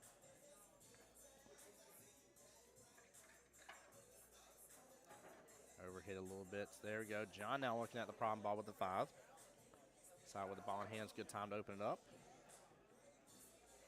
Trying to get a little force follow. He's so close, though. The cue ball kind of stuns a little bit. Still has a 6 as a makeup here. Come off that top short rail back down. Does so. He's come down a little more, getting a better window.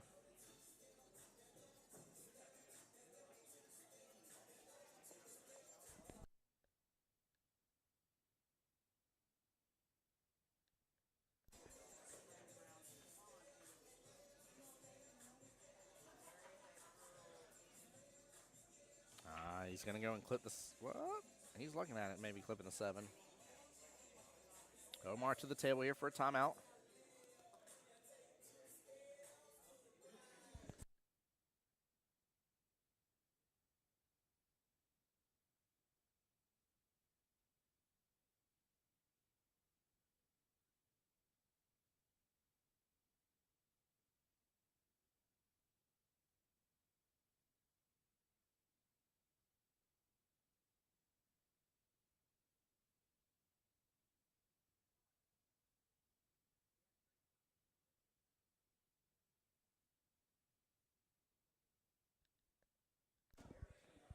Mikey Pfister says, Tim Jones. What's up, Mikey? How you doing, brother? Good to see you in the stream, my friend. Good to see you.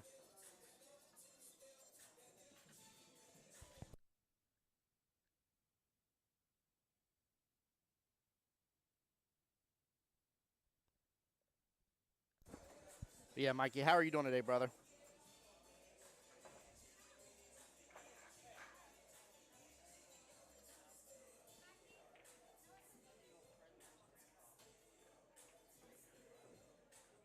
All right, time out here to Mr. Kenneth.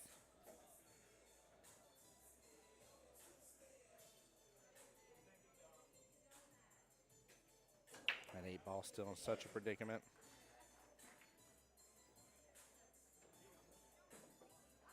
I mean, really, without doing a bank shot on that 8, I mean, you just don't have a proper home.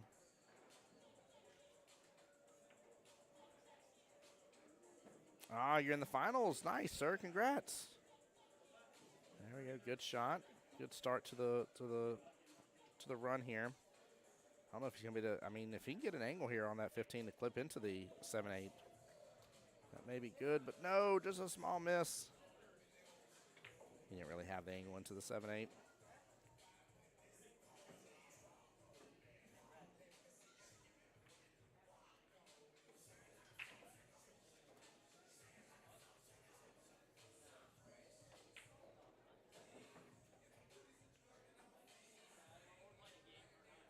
John's got to be cautious here with opening up for that 7. Honestly, I'm not mad at that. I'm not mad at that. That's a great leave. I know he's disappointed in missing, but that is not a bad turn of events at all.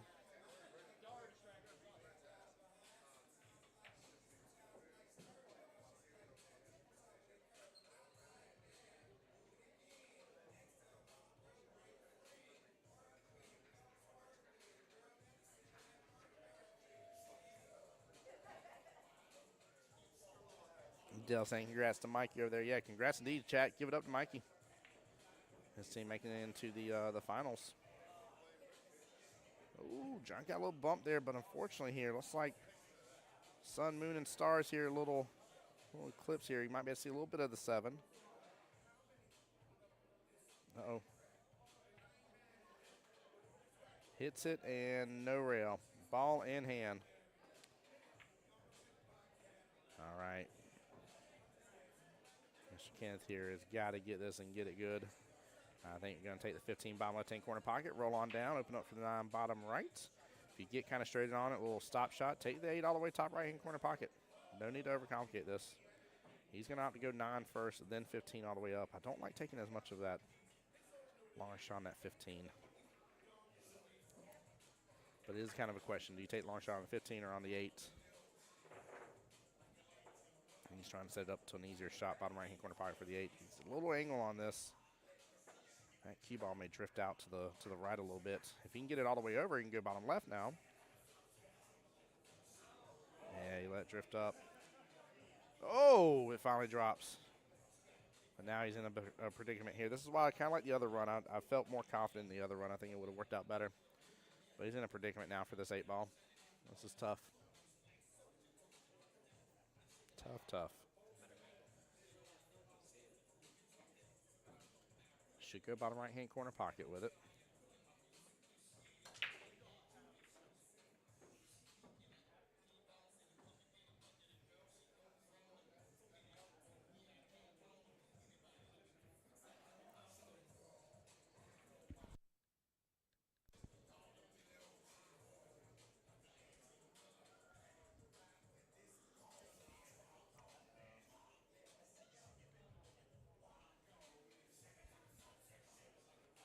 Ooh, he's going for the back cut. Oh, man. Could also go for the bank here. If he used bottom, went for the bank top right-hand corner pocket, that would be, he could use bottom, stun it on the 8, sit there close to the 7. I don't like the back cut. I like bottom right, or I like the bank option, but oh, flirt with the side pocket too. He's man. All right, John's gonna have a good opportunity here. Normal execution here. Pop back up for the 8 bottom right-hand corner pocket here. He's got to pot this 7. He's going to come down right there off that bottom short rail. Oh, a little too soft. He's close to it, man. This is tough. He's too close to that 8. More or less. More or less. I thought he was going to pop back up and try to be back above the 8 a little bit, but Didn't quite have the angle on that. I was a little off on calling that. He's going to mark that left-hand side pocket as he should.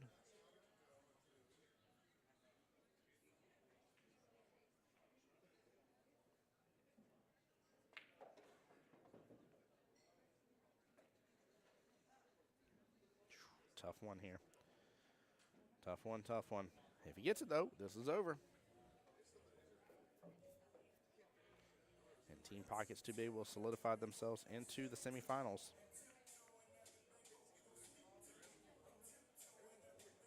He was off just a little bit. Good try there. Very good try by John. That was a tough situation.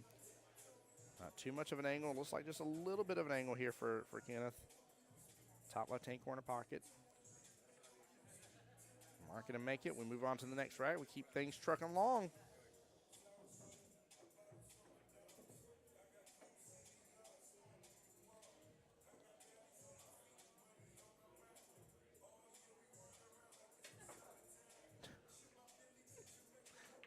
I am not sure what is on that pocket bar that made Mr. Mike Gabbage Jr. here turn it around. I think it's a ghost or something, but this is hilarious. They turned it around while Kenny wasn't looking. That's funny.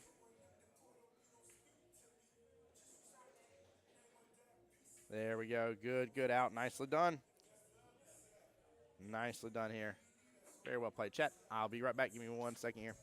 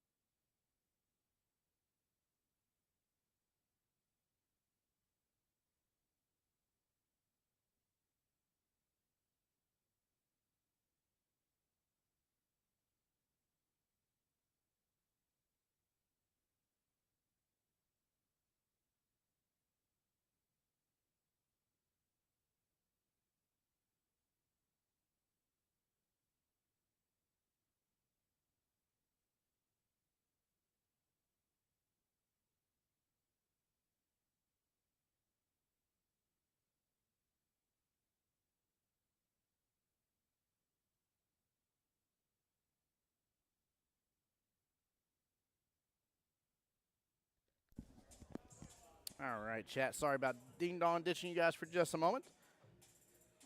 Back at the table here.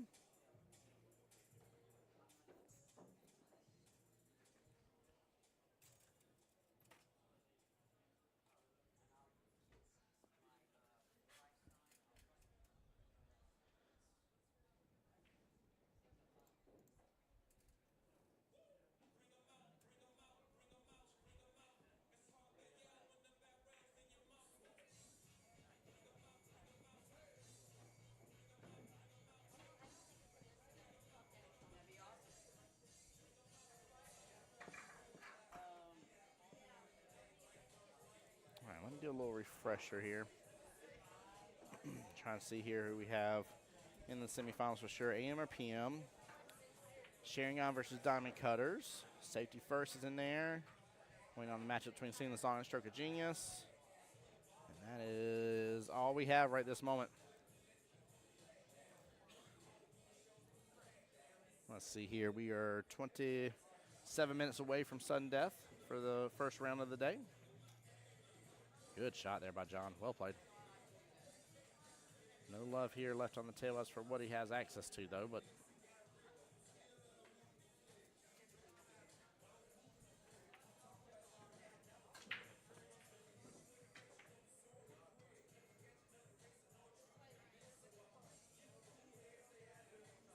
there we go. That'll do. Grouped up next to the 12.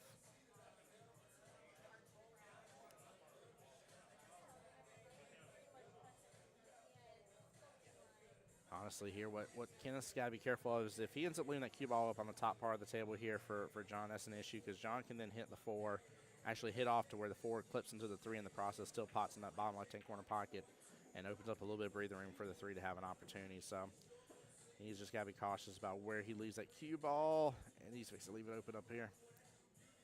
Yeah, John D has got to actually hit off on this. He wants that 4 to clip into the 3. And even if it doesn't, like, let's say the 4 and the 3 just grew at 3, pops off just a tiny bit, but the 4 still sits in that pie for some reason. Ooh, we'll change of plans, but he can still work with that.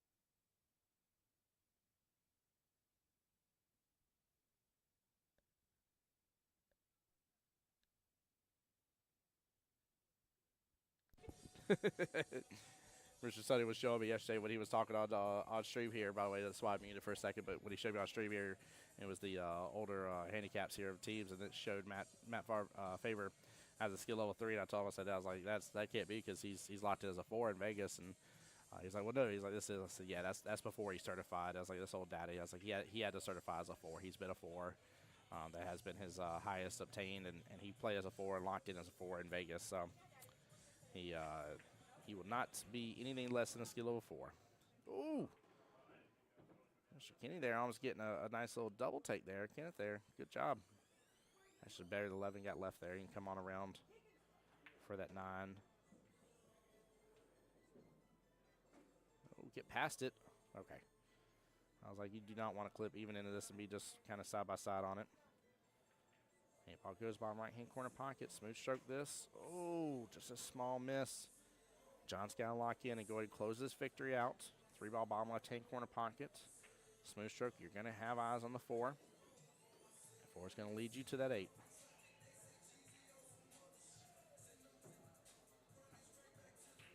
Small miss here again.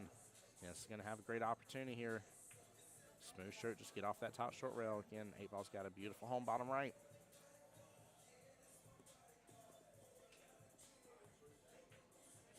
Good stroke here from Kenneth.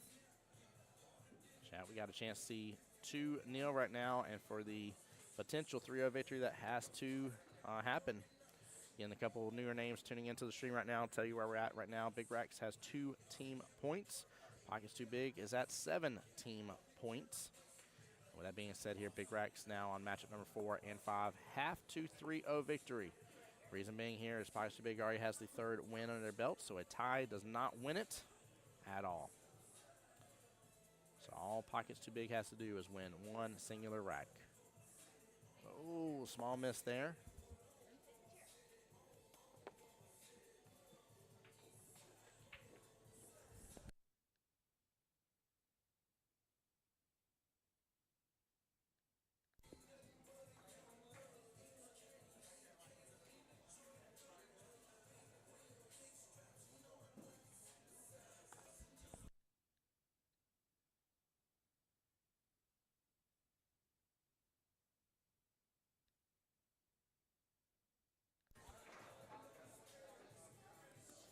Tough leave here.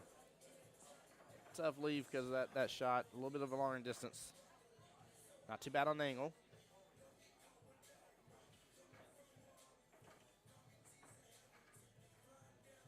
Crafty over there, talking over there to Mr. Kevin Early. Crafty, how you doing today? Told you that one can be a little deceptive at time, but not a bad leave on the 3. Honestly, I wouldn't pot this, or not a bad leave from the 8. I wouldn't pot this 3. I wouldn't make it. You do not want to actually make this. Push it closer to the pocket, get in better position. I'd hit the kind of right-hand side of it just a little bit. Yep. Omar's telling the same thing. Leave it close to the pocket. Don't make this. You're not going to get great shape here back for the 8. If you do, you're going to be far distance on it. Oh, get to the rail, and he does. 3's closer to the pocket. Well played. Very, very well played. Smart defensive shot. Great timeout here for Mr. Omar. That's exactly what you want to do. Chat's like, Tim, you don't want to make your ball? Yeah, you do not. That 8's not in a favorable position. It's too close to the bottom short rail. It is not something you want to deal with. Let him deal with it. Let him move it around. And again, if he makes it, if he goes and does a crazy bank shot to the corner pocket, which he's going to go top left hand, which, I didn't see that. That's not a bad choice. That's not a bad choice. He's calling the wrong pocket if he moves it over there. He's calling the wrong pocket. Oh, no. If that pocket marker is to the right of the diamond here, he's calling top right-hand corner pocket. Oh, my goodness gracious. I don't know if he realized what he just did there, moving that pocket marker like he did. If he would have made it in that top left-hand corner pocket, he would have had lost the game. He could have had lost the game right there. That's dangerous. Oh, my Lanta. John overhitting just a tiny bit, but still good angle. Oh, that could have been super risky. All right, John here to close this matchup out. First chance here. And he gets it here. Team pocket's too big, getting the win. With that being said here, that is definitely a good game, guys. Very well played here. So pocket too big has guaranteed themselves into the semifinals here. Let's do a quick refresh of the bracket before I let you guys go and eat my lunch here and get ready for the next round. Double check here. AM and PM still there. Sharing on versus Diamond Cutters. Safety first. And then let's see. Where was this one on the bracket? Big Rats versus Pies too big. They're waiting on match 70. Winner of 62. Winner of 62. So they're waiting on the match between Beach Please and Cancel Christmas is who they're waiting on to be able to play, which is currently going. Guys, this is Tim Jones here on behalf of Jacksonville APA, the home to the Voice Jacksonville Pool. Guys, I will see y'all here around 5 p.m. Eastern for the next round. That will be the the semifinals round, forgive me. And that way, that'll be the last round of the night here, last stream of the night. But make sure you guys stay tuned for all the action here on Jacksonville APA's Facebook and YouTube, guys. Take care, be blessed, and see you guys very soon. Appreciate y'all.